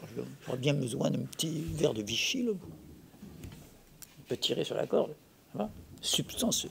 Hein? amour substantiel, est-ce que ça existe? Je te pose des questions, excusez-moi. Donc non seulement l'esprit est passé au-delà de cet état dans l'autre extrême de la réflexion, privé de substance, de soi-même en soi-même, ah, Hegel. L'esprit est toujours là, hein. L'histoire continue. Mais on n'est plus dans l'Ancien Régime. On disait hors de l'Église, point de salut. Ben non, il y a des gens qui lisent, qui réfléchissent. Ce que vous voulez, c'est terrible, on ne peut pas les arrêter, les gens. Hein. Privé de substance, de soi-même en soi-même, mais encore, toujours l'esprit, a outrepassé cela. L'esprit, dites-vous, la collectivité moderne, consciente d'elle-même et de son parcours. C'est-à-dire qui se prend pas seulement comme résultat, mais qui prend tout son devenir avec elle. Mais il a encore outrepassé cela. Alors bon, ça en fait des pertes. Non seulement, écoutez, ça fait 2 fois, sa vie substantielle est perdue pour lui. Voilà pourquoi c'est dur de combattre l'écologie, le machin, le truc, ou de parler du genre comme une substance. Du genre, hein, on parle du genre à l'anglo-saxonne, ou de la race comme une substance, comme le pensaient les nazis, n'est-ce pas, comme une ontologie, la loi du sang, par opposition à la loi du sol, qui est toujours valable en Allemagne, hein, la loi du sang. Mon ex-épouse me disait qu'on ne peut pas perdre la nationalité allemande. Tu savais ça? C'est elle qui me l'a appris. Si demain je me nationalise australien, je perds ma nationalité française. L'Allemagne, vous pouvez vous nationaliser, changer de ce que j'ai dit.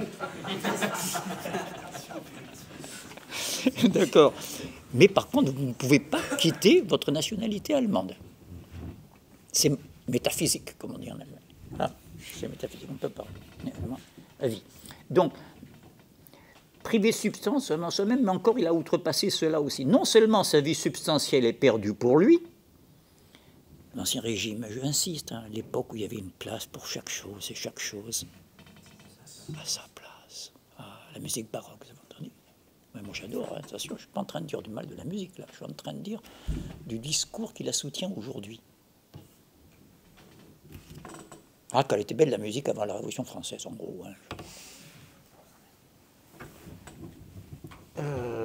Donc, non seulement sa vie substantielle est perdue pour lui, mais il est aussi, l'esprit, conscient.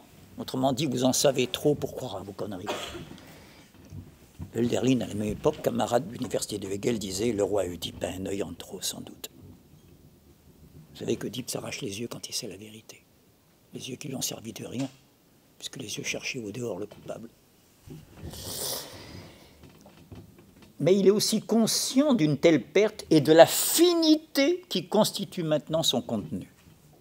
Vous voyez qu'il n'a pas attendu l'existentialisme, Hegel, pour dire que ce qui caractérise la modernité dans sa vérité, c'est la conscience de la finitude. C'est dit en toutes lettres. Donc, je reprends. Je continue, pardon. Réagissant à son abjection, confessant sa misère, proférant contre elle des imprécations, on croit entendre les vers. L'esprit réclame de la philosophie non pas tant le savoir de ce qu'il est, ce qui devrait être la tâche de la philosophie, non pas tant le savoir de ce qu'il est que le moyen de restaurer, grâce à elle, à la philosophie, cette substantialité perdue. Le but de la philosophie, là on est dans le monde intellectuel, le monde du savoir, c'est d'opérer, et là il prend un terme politique, ce qu'on appelle une restauration. Je n'interprète pas, au contraire, je prends le texte à la lettre. Je répète la phrase, bon sang, la restauration, c'est bien un régime politique, c'est même une période dans l'histoire de France, hein, la restauration. Ah, vous avez un joli meuble restauration. Ben oui. J'ai déjà eu l'occasion de dire que nous ne vivons pas une période révolutionnaire, nous ne vivons pas une période contre-révolutionnaire, nous vivons depuis la prise de la Bastille dans un conflit permanent, un va-et-vient entre avancée révolutionnaire et contre-révolution, et recul. Et on a passé beaucoup plus de temps dans un régime contre-révolutionnaire, si vous mesurez en nombre d'années, n'est-ce pas, quand on avançait, comme le gouvernement de la Convention est des plus grands qu'aucun pays n'ait jamais eu, en 93, le système métrique, et j'en passe, les grandes écoles, etc., la Commune de Paris, c'était trop bref, malheureusement, et la Libération, le Front populaire, c'est des avancées, vous voyez, comme c'est actuel, hein, ça, comme on essaie de revenir en arrière après. Ben maintenant, carrément, on veut revenir, n'est-ce pas, au travail journalier bientôt. Hein. Bon. Alors, je répète, confessant sa misère, c'est ça la conscience romantique, la conscience malheureuse, comme il appellera ça dans un chapitre de la phénoménologie. Proférant contre elle, contre sa misère, ça veut dire malheur, hein, c'est le sens latin, des imprécations, il ne s'agit pas de la misère matérielle, l'esprit réclame de la philosophie non pas tant le savoir souligné de ce qu'il est souligné. Hegel, parallèle ici à Spinoza. La philosophie de s'occuper de ce qui est et non pas de ce qui doit être. Hegel et Spinoza ont ça de commun. On n'est pas là pour donner des leçons à, mais pour prendre des leçons de ce qui est. C'est exactement ce que va faire Marx. Il ne va pas dire voilà comment doit être la société une fois que le communisme sera au pouvoir. Non, il va étudier comment fonctionne le capital. Ce qui est. Et après, s'il y en a qui veulent s'en débarrasser, puis là, c'est parti. Ben, ce sera plus facile quand on saura comment ça fonctionne. La liberté et l'intellection de la nécessité. Pour venir à bout de cette besogne, excusez-moi, je répète, la philosophie réclame non pas tant le savoir de ce qu'il est, que le moyen de restaurer grâce à elle cette substantialité perdue et, écoutez bien, la solidité compacte de l'être. Vous voyez que solidité, regardez les métaphores, la substance, la solidité compacte de l'être, tout ça va du même côté. Tout ce solide, ce qui se substarait, substance, ce qui se tenait là-dessous, ça a glissé sous nos pieds. N'est-ce pas? Nous sommes pris dans le tourbillon. Qu'est-ce qu'il dit Rimbaud, hein? Que comprendre, je l'ai dit tout à l'heure, que comprendre à ma parole, il faut qu'elle fuit et vole. Puis il a dit pire, hein, on va y arriver tout à l'heure avec je est un autre. Hein. Alors, pour venir à bout de cette besogne, vous voyez, il prend le mot besogne, c'est une besogne ça, politiquement, moralement, la restauration. Demander la philosophie, non pas de dire ce qui est, la vérité, la réalité, mais de dire ce qui m'arrangerait, quoi. Il y a des trucs pour ça, bon sang. Il y a la bibine, il y a la weed, c'est rien. Pour venir à bout de cette besogne, la philosophie ne doit pas tant résoudre la compacité de la substance. Résoudre, ça c'est le travail du philosophe. Et élever cette substance à la conscience de soi. Donc il faut en partir, hein. Attention, le substantiel c'est le sérieux, c'est là on part tout du concret. Mais il faut l'élever à la conscience de soi. Elle ne doit pas tant faire ça que quoi? Elle ne doit pas tant, ça continue, reconduire la conscience chaotique à l'ordre pensée et la simplicité du concept que, alors écoutez bien, mélanger les distinctions de la pensée, opprimer le concept différenciant et restaurer, deuxième fois. Vous comprenez pourquoi je tenais à avoir le textuel. Et restaurer le sentiment, c'est souligné, de l'essence, pas le savoir, non, la bouillie, le sentiment, ce qu'il y a au bout de la truffe du chien. Sauf que le chien, pour lui, c'est sérieux à sentir, sinon il meurt de faim. Le sentiment de l'essence, elle ne doit pas tant procurer la pénétration intellectuelle que l'édification. Le beau, le sacré, c'est Yvalin, l'éternel, la religion, l'amour, sont là pas requis pour éveiller l'envie de mordre. Oh, ça c'est moderne. Là pas requis, ça veut dire qu'on n'a plus envie de mordre. C'est ça être moderne. Ben oui, qu'est-ce que vous voulez, c'est pas de ma faute. D'accord? En tout cas, on n'a plus l'envie à changer de forme. Ben, il y en a qui veulent revenir à l'ancienne forme, donc il faut là pas requis pour éveiller l'envie de mordre. C'est bien ce que ça veut dire. Demander au réel de vamper la conscience. Ben c'est ça, hein. Éveiller l'envie de mordre, c'est vamper. Voilà, je ne sais pas ce que c'est qu'une vampe. Le beau, le sacré, l'éternel, la religion, c'est les termes que vous trouvez toutes les deux lignes chez les romantiques. Hein. L'amour sont là pas requis, je dis ça parce que je connaissais quelqu'un qui ne disait jamais le haut, il disait toujours l'amour. C'est un cateau, hein. Sont là pas requis pour éveiller l'envie de mordre. Non le concept, mais l'extase. Non la froide et progressive nécessité de la chose, on croirait Spinoza, vous voyez. Nécessité de la chose, mais l'enthousiasme enflammé doivent constituer, vous voyez, c'est pas grave, il faut lire en entier, doivent constituer la force qui soutient et répand Quoi? La richesse de la substance. Bon, vous commencez à sentir, intuitionner ce que c'est que la substance quand même là. Maintenant, vous voyez. Alors si je m'attarde sur cette conception moderne avec Hegel de la substance, ou du substantiel comme on voudra, vous me direz alors pourquoi on va perdre du temps avec Platon, Aristote et l'Antiquité? Parce que on a besoin, pour bien distinguer le rouge, d'un fond vert. Parce que, vous voyez, vous connaissez l'étoile de Rothko, là, du rouge sur un fond rose, orange, c'est magnifique. Hein. Mais, enfin, c'est un changement de valeur, hein, comme vous voulez. Mais c'est pas là que je distingue le mieux le rouge par rapport aux autres couleurs. Je distingue. De même, du bleu sur du turquoise, tout ça. J'ai jamais su si le turquoise était bleu ou vert, vous savez, vous? Peut-être je suis daltonien, je sais pas, jamais su. J'ai un fils qui est daltonien.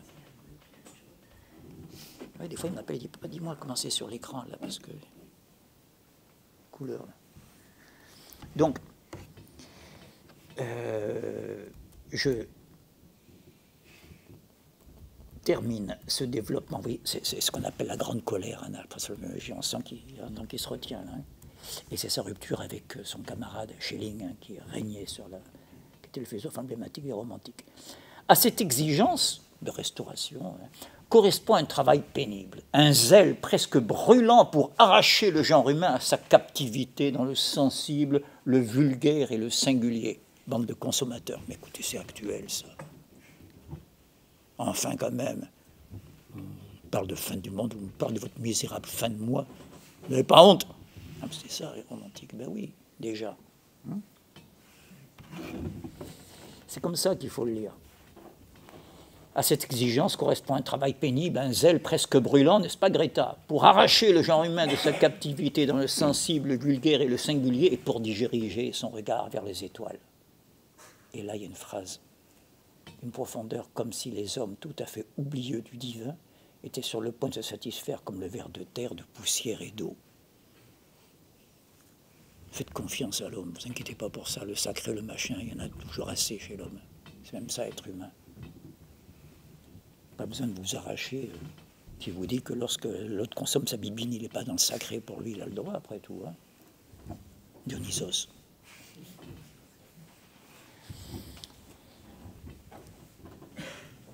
C'est par contrainte... Oui, alors, il fut un temps où les hommes avaient un ciel doté des vastes trésors, des pensées, des images, l'époque, l'astrologie, les constellations, hein, et des images. Alors la signification de tout ce qui est, sous-entendu ici-bas, se trouvait dans le fil de lumière qu'il attachait au ciel. Au lieu de séjourner dans la présence de ce monde, le regard glissait au-delà vers l'essence divine, vers, si l'on peut ainsi dire, une présence au-delà du monde. Ça ne vous rappelle pas quelqu'un, ça?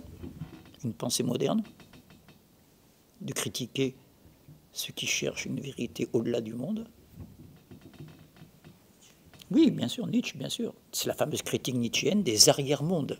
Vous savez, pour Nietzsche, il ne faut pas perdre du temps avec les arrière-mondes, quand même. Et oui, je n'ai pas le même Nietzsche que Deleuze et Foucault et Derrida. Moi, j'aime bien Nietzsche, non pas l'irrationaliste et l'esthète, mais le contraire, celui qui dit je suis fatigué de tous les poètes, ils troublent leurs eaux afin qu'elles semblent profondes.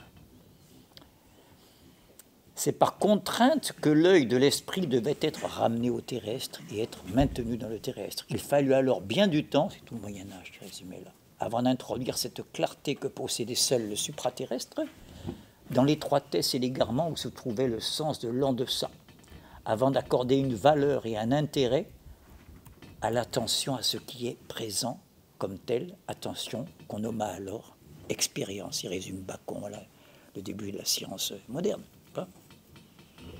Voilà, je tenais à ce long développement pour faire comprendre ici ce que le côté archaïque que Hegel place dans ce très riche concept substance.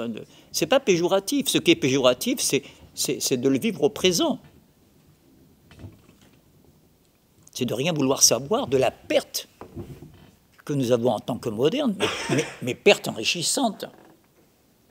Si je vous vide votre poche de tout votre argent, vous me direz, mais enfin c'est du Macron ça. Non, mais si vous vide de l'argent qui était de la fausse monnaie, je ne vous ai pas volé, Donc la démystification, la désubstantialisation du monde, c'est pas pour vous laisser dans la perte. Ça me rappelle un petit peu la question que Léo, merci, hein, tu avais posée en disant c'est quand même malheureux, tu poses toujours un peu la même question très profonde. Tu vois ce que je veux dire? Comment se fait-il qu'il faut attendre le monde moderne, le progrès? Tu peux la reposer un petit peu? De quelle séance? C'était la même que tu avais posée à 2 séances d'intervalle, disons en gros, disons la dernière fois quand tu disais, l'avant-dernière fois.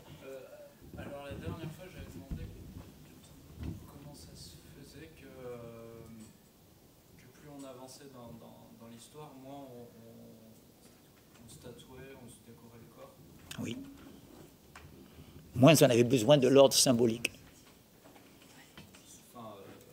Je crois même que Pauline t'avait répondu, hein, oui.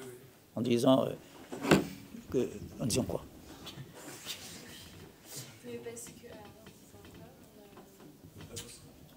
Tu disais qu'il y avait beaucoup de tuyaux, on mettait des habits, on mettait des vêtements et que du coup on avait moins besoin de le faire sur les... Voilà, c'est l'expression moins besoin, c'est ça qu'elle avait sorti, Pauline. C'est qu'il y a eu des substitutions.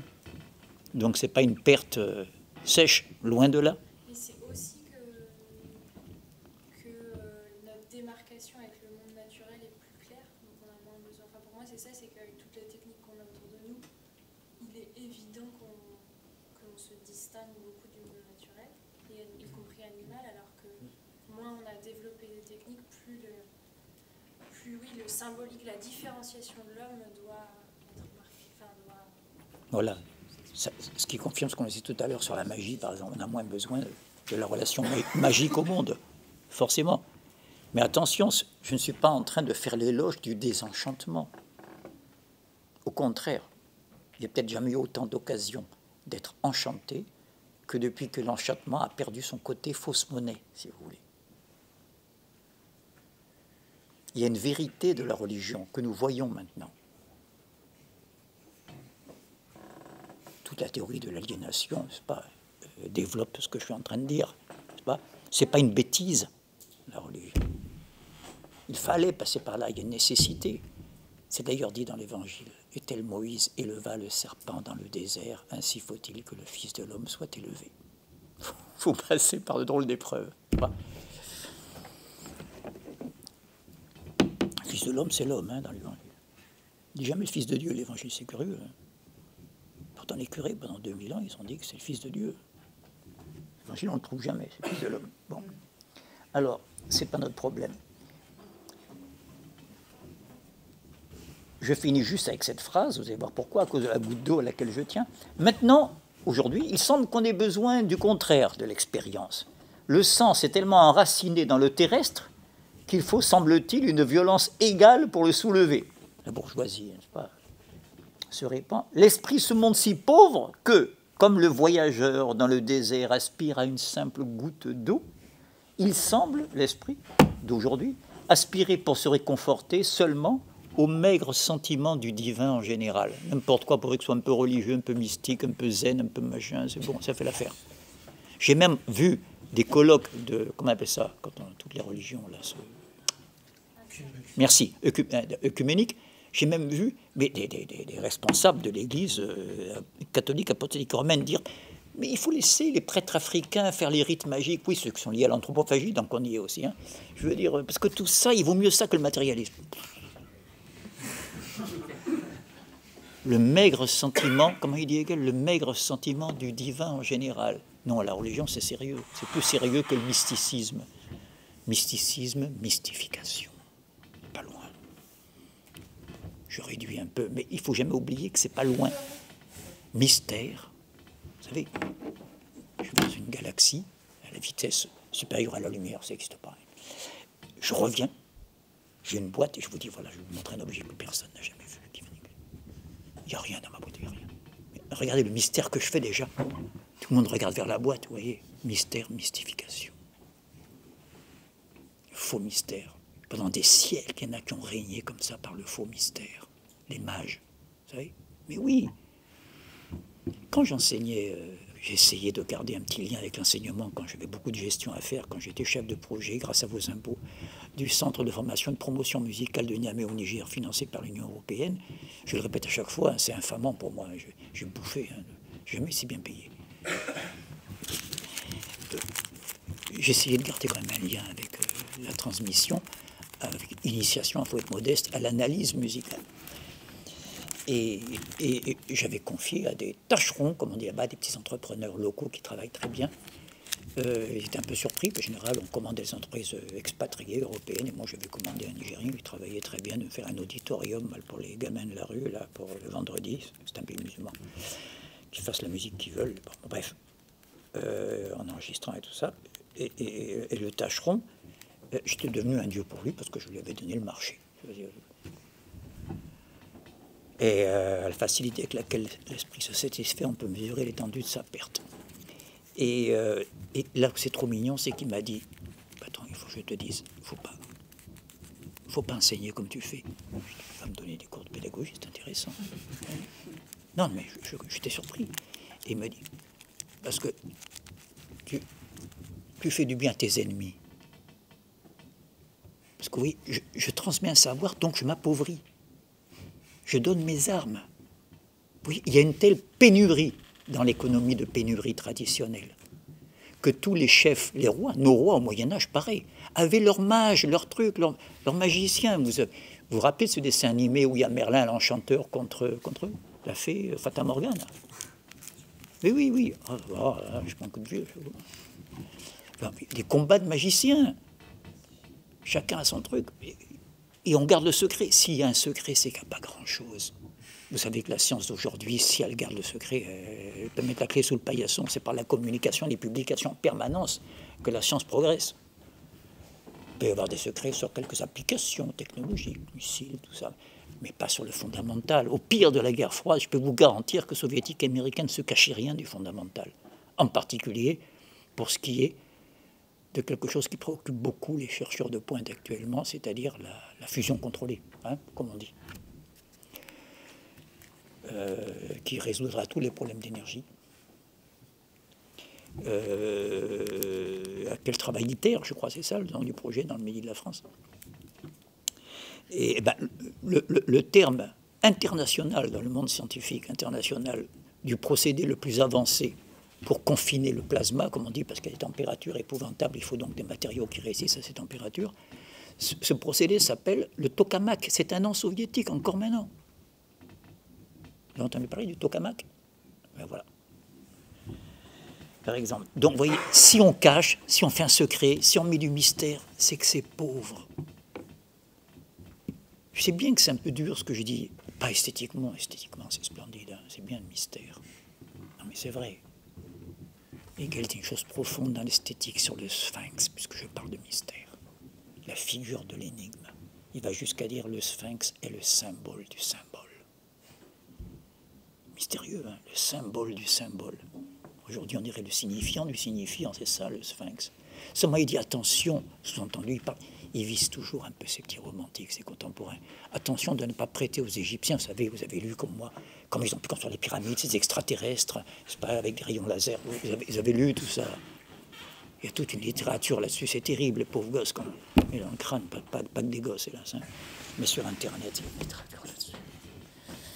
De mon temps, c'était dans les bouquins, c'était Charroux. Vous ne connaissez pas cet auteur, Charroux?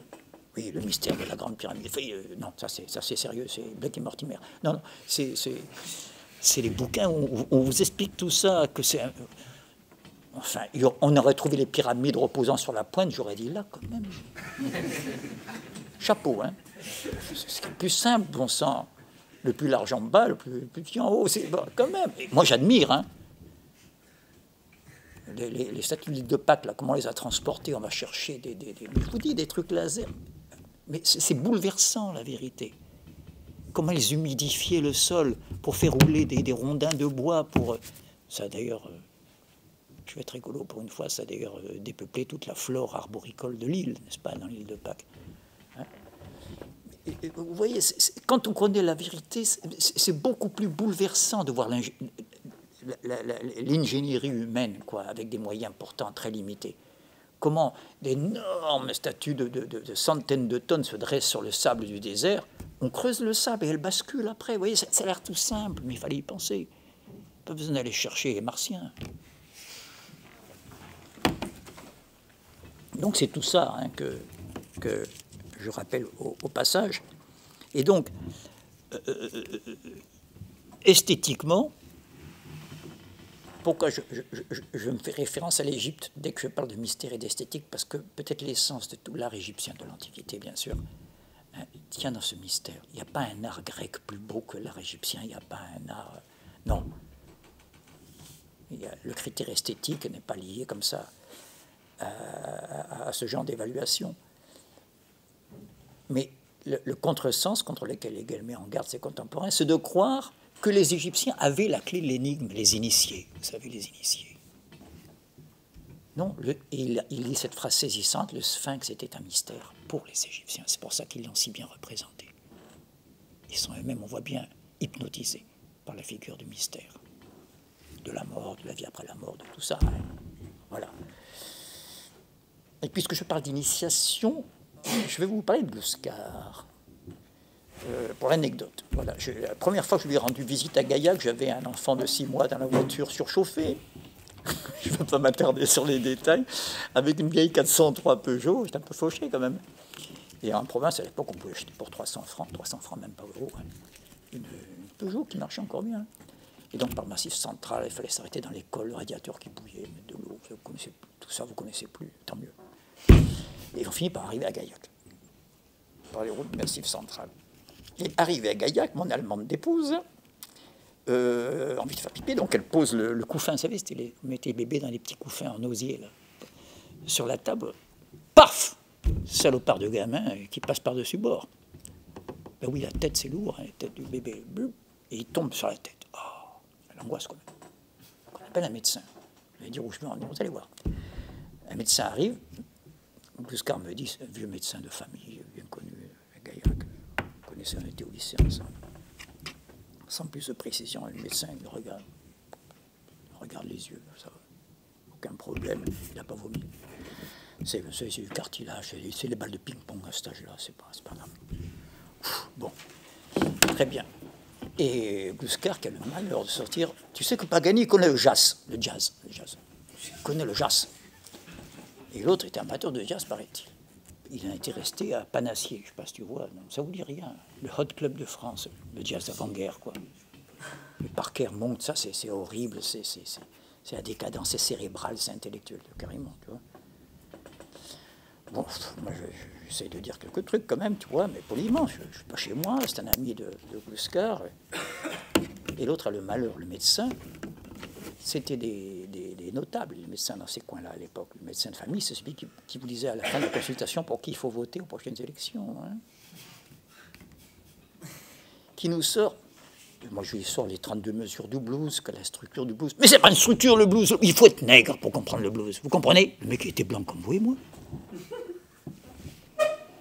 Je lui dis, mais t'as été initié, vous comprenez pourquoi initié? C'est intéressant, donc toi t'es le seul blanc qui peut parler du blues, je lui dis. Il est emmerdé là quand même. Parce que d'après lui, il faut être ontologiquement nègre pour comprendre le blues. Il avait oublié que le blues n'est jamais apparu en Afrique. Sans l'Afrique, le blues ne serait jamais apparu. Attention, hein, je suis précis. Hein.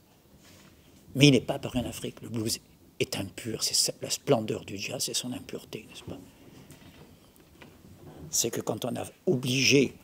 Si vous lisez le court-métrage, vous visionnez le court-métrage La Fausse Note, je dis ça d'une manière magistrale. Grâce à la mise en scène d'Alyosha. Soyons justes. Donc, en quelques minutes, quand il a fallu forcer toi le nègre, là je parle comme un texan de l'époque, hein. Tu vas laisser tes oripeaux, tu vas mettre tes robes victoriennes, avec chiffon, là, comme ça, jusqu'aux chevilles, n'est-ce pas? Vous allez être tout le temps à poil. Et tu vas aller au temple chanter le cantique luthérien, l'Église évangélique, n'est-ce pas? Dans lequel le choral, la forme chorale, magnifique, joue un rôle fondamental. Et qu'est-ce qu'ils en ont fait, les Noirs? Ils en ont fait le spiritual, le gospel, quelque chose qu'on n'avait jamais entendu avant. C'est la forme.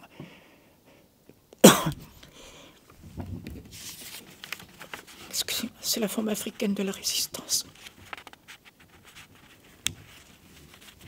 Ils ont fait ce qu'on leur a dit, ils ont dit, ils n'avaient pas le choix, mais ils ont fait quelque chose à eux, vous voyez. Donc, d'où c'est venu le blues? D'une manière de chanter faux la gamme européenne, la gamme d'ut, le do, ré, mi, fa, sol, la, si, do. Comme ils ont une gamme pentatonique, je ne veux pas être trop technique, mais je veux dire, le mélange des deux, le plaquage de ce qui ressentait spontanément le pentatonique sur la gamme diatonique qu'on voulait leur faire chanter, a donné la gamme du blues. C'est un miracle. Et cette gamme-là, elle inspire tout ce qui se fait musicalement, jusqu'au rap, jusqu'à tout ce que vous voulez. Vous voyez ce que c'est fantastique. Que la musique qui a libéré la musique, la création musicale contemporaine de l'impasse où elle se trouvait, en particulier en musique classique, à la, disons, fin 19e, début du 20e siècle. Quand je dis impasse, moi je suis un très grand amateur de, ça peut choquer certains, mais de Schoenberg, de Webern, c'est pas la question. Mais il y a une vérité, c'est que c'est une musique qui s'est coupée du public. Pas le classique du tout, hein. Le classique est beaucoup plus populaire qu'on ne croit, comme origine en plus. Mais je parle de la musique contemporaine, classique contemporaine. Je vous rappelle que la musique classique contemporaine, il y a des choses dedans qui sont beaucoup plus récentes que le rock. Elvis Presley, c'est les années 50, hein, ça commence à dater. La plupart des musiciens contemporains français, ils ont votre âge. J'ai fait des petits rappels comme ça de temps en temps. Mais ça s'était coupé du public, et voilà que vient de la partie la plus exploitée de l'humanité, l'esclave venant d'Afrique, vous savez, ceux qu'on jetait là, quand l'esclavage a été interdit, qu'il y avait des navires de contrôle, on les jetait avec les fers dans l'océan, là, vous savez, puis, ils étaient tous enchaînés les uns aux autres, on ouvrait les cales, hop, noyés. Mais oui. Et c'est de cela qu'est venue la libération de la musique. C'est extraordinaire comme histoire.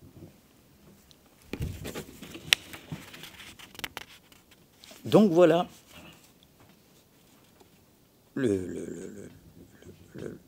L'initiation, il ne faut pas imputer, il ne faut pas avoir une vision substantialiste du savoir des anciens. Mais non, mais je lis des choses ahurissantes, n'est-ce pas? Que tous les problèmes datent que depuis, en gros, ma génération. Les problèmes de l'humanité, à la limite.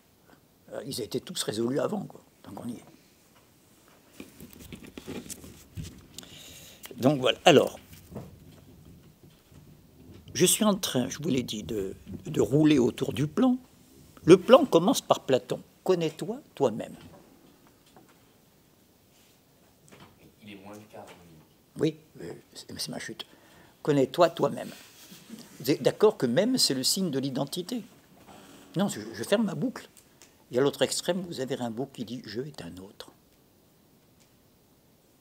La réflexion sur le sujet nous a fait passer d'un privilège accordé à l'identité à un privilège accordé à l'altérité. Il n'y a pas de hasard.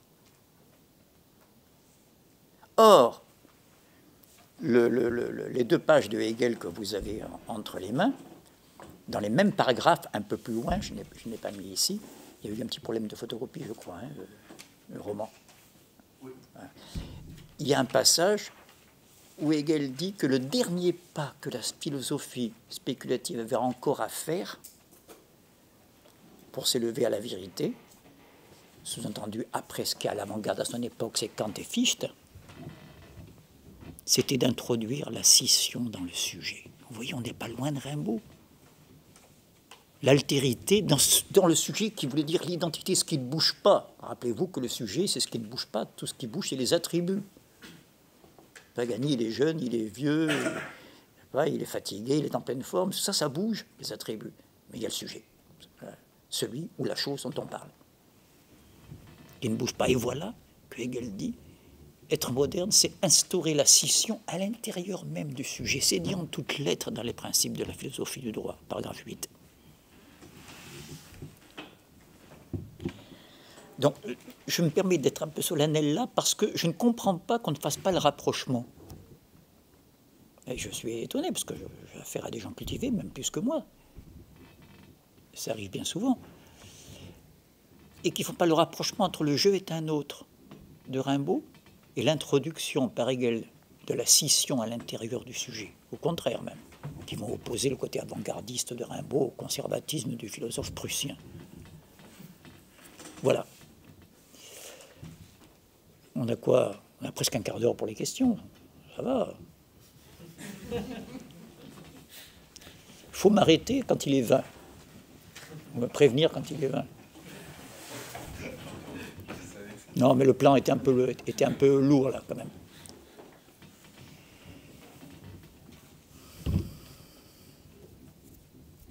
Dites-vous qu'on a le temps, n'hésitez pas à poser les questions de fond.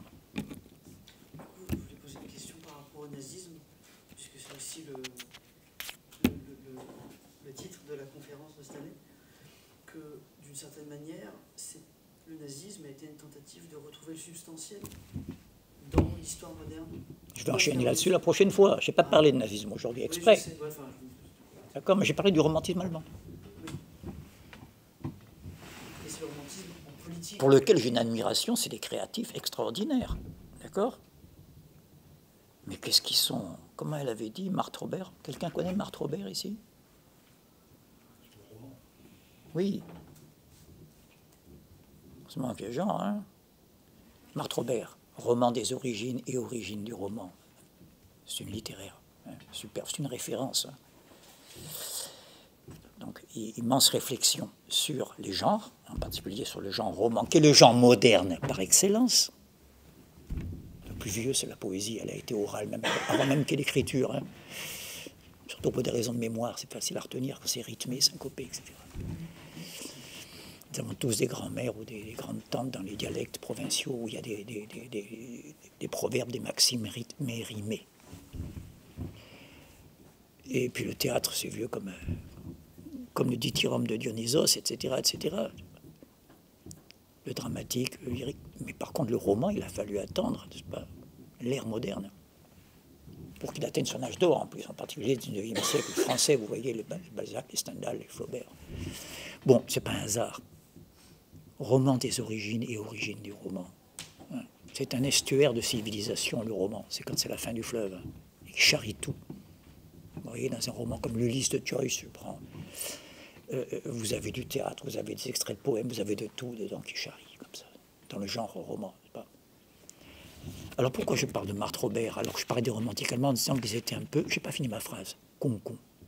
C'était sa formule. Que je vous explique un petit peu pour me disculper d'abord, j'étais un peu ado. Hein. Et j'avais une énorme admiration pour le plus grand écrivain dramaturge de romantique allemand. Il y en a qu'un qui est un grand dramaturge, c'est Kleist. Vous savez, celui dont on avait parlé pour les réflexions sur le théâtre de marionnettes. Et elle, Marthe Robert, elle est connue pour être une immense traductrice de Rilke, de Kafka et de Kleist, hein, 3 auteurs en langue germanique. Et j'adore vos traductions de... Vous savez comment on est con quand on est groupie, hein, j'étais jeune. Hein. J'adore votre traduction de Kleist. Et je dis oui, merci, c'est gentil. Et puis, elle était là pour amener Adamov à sa cure de psychanalyse. Le pauvre, il n'allait pas bien du tout. Il a arrêté l'alcool, il était à un état épouvantable. Alors je lui dis, quand même, c'est un type extraordinaire, Kleist. Elle m'a dit, oui, il était un peu con-con. Ça fait du bien, c'était salubre, vous voyez. Ça m'a choqué, hein, sur le moment. J'ai une admiration pour... Vous voyez. Alors quand je dis ce grand nigaud de Nietzsche, je le pense sincèrement que c'est un grand nigaud, hein, fabuleusement subtil et habile et agile de penser quand il veut, mais complètement aveugle sur des tas de problèmes qui nous intéressent en politique, en particulier. C'est un bon vieux bourgeois réactionnaire allemand, comme il y en avait tant à l'époque dans le Reich. Mais encore une fois, ça fait du bien, c'est grâce à Marthe Robert que j'ai pu traiter Nietzsche de grand nigaud. À lui donc de faire le grand décapeur, le grand démystificateur et déconstructeur. Tant qu'on y est. Voilà. Est-ce que j'ai répondu Comment non? Le nazisme. Ah oui, non, je n'ai pas dit l'essentiel. Or, Kleist est un poète cuirassé, comme on dit en Allemagne. Il voulait s'engager dans l'armée, je veux dire... C'était déjà les Panzerdivisionen. Il trouvait que tout le monde trahissait l'Allemagne de ne pas combattre les armées de Napoléon. Il était tellement furieux qu'il a fini par vouloir s'engager volontaire dans les armées de Napoléon. Dans le camp de Boulogne, il est venu, on l'a envoyé bouler. Et ça me rappelle une nouvelle de Kafka que vous connaissez peut-être, pas loin, La colonie pénitentiaire. Quelqu'un a lu ça? Vous savez, il y a comme ça des dans Kafka des nouvelles isolées, et puis il y a des recueils de nouvelles. La Muraille de Chine, une série de nouvelles dont extrait le message impérial que nous avons déjà traité entre nous. Et la colonie pénitentiaire, qui se passe, je crois que le seul texte de Kafka qui se passe dans un contexte francophone. Ça se passe dans une colonie française dans le désert, il n'y est jamais allé, Kafka. Il s'est renseigné, ça peut être l'Algérie, ça peut être le Niger, peu importe. Où on assiste à une scène, à un châtiment d'un noir qui a fait une connerie. Il faut le châtier. Et tout l'intérêt de la nouvelle est 4-5 pages, et un peu plus, 7-8, est centré sur la machine à châtier. C'est du Kafka, ça, une machine avec des pointes et des métal, tout ça, il faut attacher le gars sur elle. Et c'est une machine qui lui inscrit dans le corps avec des pointes, on voit des gouttes de sang, tout ça. Tu respecteras la loi. Vous voyez, c'est la loi inscrite dans le corps, c'est des thèmes qu'on développe plus facilement en littérature, et très intéressant, mais c'est pas mon sujet. Sauf que celui qui fait la démonstration aux voyageurs, Médusée, qui voit ça, le narrateur, celui qui dit, qui assiste à tout ça, avec le soleil, et le gouverneur qui est là, avec les femmes. Alors ça commence quand les courtisanes. L'autre lui dit, oui, c'est une machine, mais tout le monde s'en fout. De toute façon, le gouverneur, il fait semblant de s'intéresser à mon truc, tout le monde s'en fout. J'ai fait cette machine, c'est un chef-d'œuvre. Enfin, il fait le boniment pour sa machine, quoi, le tortionnaire. Le noir, lui, il comprend rien, il sourit, il rit. C'est un analphabète, hein, lui, il vient de la brousse. Il voit une machine, il la regarde comme ça. Hein, il y a un tampon là pour ne pas vomir à cause de la douleur, c'est terrible. Hein. Et en fait, je vais très vite, la machine commence à actionner et elle se dérègle. Vous avez lu les temps modernes, Charlie Chaplin. Vous savez, la machine à bouffer le maïs, là. La même chose, ça ripe, ça patine. Donc, vous voyez, c'est comme Claes qui veut s'engager, tu vois le rapport dans les armées de Napoléon à la fin. Ben, il décide de se mettre, il chasse l'Africain, il se met à la place. Et il s'auto-torture lui-même, il meurt sur sa machine. C'est extraordinaire, vous voyez. Kafka est un écrivain juif de nationalité tchèque et écrivant en langue allemande. Ça explique beaucoup de choses. Ça explique des prises de distance que peu d'écrivains ont prises. Voilà. Je suis en train de montrer tous les filets d'eau, le bassin versant, comme j'ai dit, ma métaphore géographique, qui va donner le fleuve du nazisme. Mais tu as très bien compris, et je valide, c'est que la principale cause du nazisme, c'est pas le conservatisme. C'est pas le conservateur, c'est le réactionnaire qui est nazi. Le conservateur, ça a toujours existé, il y a toujours... On est tous un peu conservateurs, là. Pourquoi on va changer ça? J'étais bien comme ça. Bon. Non, le réactionnaire, c'est celui qui a eu peur, et donc est devenu méchant. Vous voyez, peur. N'oubliez pas qu'à la crise de 29, il y a la crise des années 30, il y a la montée des forces ouvrières et prolétaires. C'est Horde qui menace, là, vous savez. Schopenhauer, il appelait la police, là, au moment de... En 48, hein, là, je reviens en arrière, pour les barricades. Ils sont là, les émeutiers. Schopenhauer, c'était ça. Il y a une proto-histoire du nazisme, y compris philosophique. Je parle des philosophes les plus à la mode. Hein. C'est fou le succès de Schopenhauer dans la jeunesse. J'aime beaucoup ce que Schopenhauer dit de la musique. Hein. Je ne suis pas en train de... Je ne mélange pas les sphères. Et puis s'il y a une conscience malheureuse, c'est bien lui. Alors là... Oui Pauline Du coup, je croyais que c'était la session de clôture, donc en fait, il y en a une prochaine toujours sur ce thème, c'est ça? De clôture. Je croyais que c'était 3 par 3. Sur la logique du sujet? Oui, bah oui. Non, mais parce que j'ai pas compris en fait ta conclusion sur la scission à l'intérieur du sujet.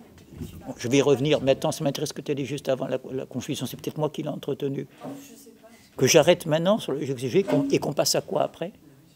Rien, mais je croyais que c'était parti à un autre sujet. Non, mais c'est intéressant parce que j'ai évoqué l'hypothèse. On m'a tellement demandé de faire enfin une histoire de la musique que pour couper la poire en deux, j'avais dit on va peut-être faire la logique du sujet le premier trimestre. Donc je pensais que tu faisais allusion à ça. Clore aujourd'hui, puis après commencer l'histoire de la musique. Ou j'aurais répété les mêmes choses d'ailleurs. Mais voilà, donc allons-y pour la session du sujet. Savoir. Bah non, mais si tu repars de là la prochaine fois, bah, j'ai pas de questions. Ah oui, bien sûr. Bien sûr. Je vois pas ce que tu entends par là comme continuation. Tu vois pas vers quoi ça oriente? Oui. Ben, la scission du sujet, ou bien on fait comme s'il n'y avait pas de scission, on suture à tout crin et ça donne ce que dit Mehdi. Ce que Hegel appelle on restaure la solidité compacte de l'être. Il n'y a plus de blessures, il n'y a plus de blessures narcissiques, il n'y a plus. Oui. Freud disait que la psychanalyse était la troisième grande blessure narcissique infligée à l'humanité moderne. La première étant la révolution copernicienne, apprendre qu'on est en train de graviter à la périphérie, non pas au centre de tout. D'accord? Je vous fais un dessin à quel point c'est lié à Narcisse. Deuxièmement, allez-y trouver. Oui. Darwin, la théorie de l'évolution. Ah ben mince alors. Je crois que je venais de Dieu, on me dit que je viens du singe. C'est dur quand même. Bon, quand même. Je me regarde dans un miroir. Là. Vous savez ce que dit Nietzsche dans Zarathustra? Qu'est-ce que le singe pour l'homme? Un objet de honte et de dérision. Ainsi doit devenir l'homme pour le surhomme. Ça, c'est un objet de honte et de dérision. Donc tu commences à voir le rapport. Même pas commencé. Si, non, mais d'une manière générale, les blessures narcissiques, pour reconstituer l'unité du moi, tout est permis, y compris l'horreur. C'est ça le nazisme. Parce que tu lis pas narcissisme et nazisme. On est tous narcissiques, je suis pas en train de... Oui. Du coup, sujet pas en tant qu'individu. Le sujet? Pas en tant qu'individu, mais là en tant que nation, par exemple, enfin, si on parle de nazisme. En tant que nation. Nation. Mais bien sûr, non, mais tu as raison, non, mais tu soulèves les vrais problèmes. Non, tu as soulevé le concept d'individu, je n'en ai pas beaucoup parlé. J'ai parlé du sujet, j'ai parlé de substance, je peux parler du plus difficile, pour ça je le garde pour après. L'individu. On a dit que tout l'effort gigantesque d'Aristote et d'élucidation par la philosophie avait pour but de donner un statut ontologique à l'individu, au concept d'individu. D'accord? Donc c'est... Dans l'individu, il y a indivisible. Il y a un peu tard, je ne veux pas, mais je le garde pour plus tard. Non, tu poses... Oui, il y a tout ça qui est en germe. D'accord? Mais rappelle-toi, je n'ai pas hasard si j'ai distingué et séparé. On peut faire des divisions sans que ce soit des déchirements. D'accord? Je peux renoncer à une certaine image que j'ai de moi sans cesser d'être moi. Hein? Goethe disait toujours « Stirb und werden », meurt et devient. Hein? T'as une dépression, mon petit, eh ben meurt et devient. Oui. J'ai une petite question à te poser sur ton plan, comme tu disais, qu'à midi, je rassemble le fleuve, les eaux qui charrient le fleuve du nazisme jusqu'à rassembler. Le roman. Le roman, c'est ça. Et aussi, tu fais très bien le romantisme, donc là, c'est un peu l'esthétique, etc. Et je voulais juste te poser la question sur la partie philosophique, enfin, comme tu disais, ressouder à tout prix la scission du sujet. Avec l'aspect épistémologique, tu as parlé de Nietzsche. L'aspect épistémologique. Oui. Tu as parlé de Nietzsche, tu as parlé de Schopenhauer aussi. Voilà, je fais vision de la destruction de la raison du catch, c'est-à-dire effectivement. Bien sûr. Ce qui se passe là-dedans dans l'esthétique, il se passe la même chose pendant tout Juste une petite parenthèse, je le dis pour ceux qui ne sont pas au courant, Georg Lukács, l'immense philosophe hongrois, il y a un site qui lui est consacré sur Internet, c'était les amis de Georg Lukács, que je vous recommande d'ailleurs, et il y a l'essentiel de son message qui est loin d'être la totalité, mais l'essentiel aux éditions d'Elga. Son œuvre la plus emblématique, sans doute, a ce titre significatif qui reprend exactement ce que dit Hegel là. La destruction de la raison, c'est ça le nazisme. Cet effort pour détruire le point où on était arrivé, où on avait commencé à sortir la tête de l'eau, du substantiel, du magique, tu comprends ce que je veux dire? On voit mieux la destruction de la raison. Et il montre que ça commence dès la Révolution française, dès la contre-révolution, quoi, hein, bien sûr. Dès la contre-révolution suscitée par la Révolution française avec un philosophe comme Schelling. D'accord? Pour lequel j'ai beaucoup d'admiration, c'est un philosophe subtil. Je suis pas en train, je vous le dis 1000 fois, la droite a bossé. C'est pas mon beauf, la droite, ni l'extrême droite. Ça, c'est du narcissisme de gauche de penser que mon adversaire, c'est un beauf. Il faut se faire un peu mal, se dire, il en sait plus que moi, merde, il faut que je bosse. Oui, c'est déjà mieux. Pas surtout. Hein. Le même qui dit, moi, les nègres, j'ai vécu avec eux, je sais comment les manier. Bon, là, il ne connaît pas bien. Hein. Donc, voilà. Oui, exactement. C'est ça, c'est qu'il se passe sur le terrain de l'épistémologie, la même chose qui se passe sur le terrain de l'esthétique, c'est ressouder la scission du sujet par des moyens rationalistes. tout ce qui était substantiel échappe, comme tu dis, à tous les niveaux, au niveau moral, au niveau identitaire, d'accord ? Au niveau esthétique, au niveau scientifique. Ben ça y est, on a tout trouvé, la clé de tout, c'est l'atome. Hein, on a cru que c'était ça, la modernité. Et puis quand on regarde de près, mince, mais il y a plein de choses dans l'atome. Oh, il y a déjà un noyau, des électrons. Oh putain, le noyau, il y a des tas de trucs. On n'en finit plus. À la fin, il y a des gluons, des nucléons, des charmes, des couleurs, des quarks, je sais pas. Je ne dis pas dans l'ordre. D'accord ? Donc le sujet s'évapore à chaque fois. C'est la relation qui l'emporte sur la substance. Voilà, je termine là-dessus. Le terme le plus opposé à la substance, c'est-à-dire à ce qui est par soi, en soi et par soi, c'est la relation, c'est-à-dire ce qui est par un autre. Vous voyez, ce qui est par un autre. La prochaine fois, on parlera donc de la dialectique de la reconnaissance. Voilà. Merci pour ta question. Merci.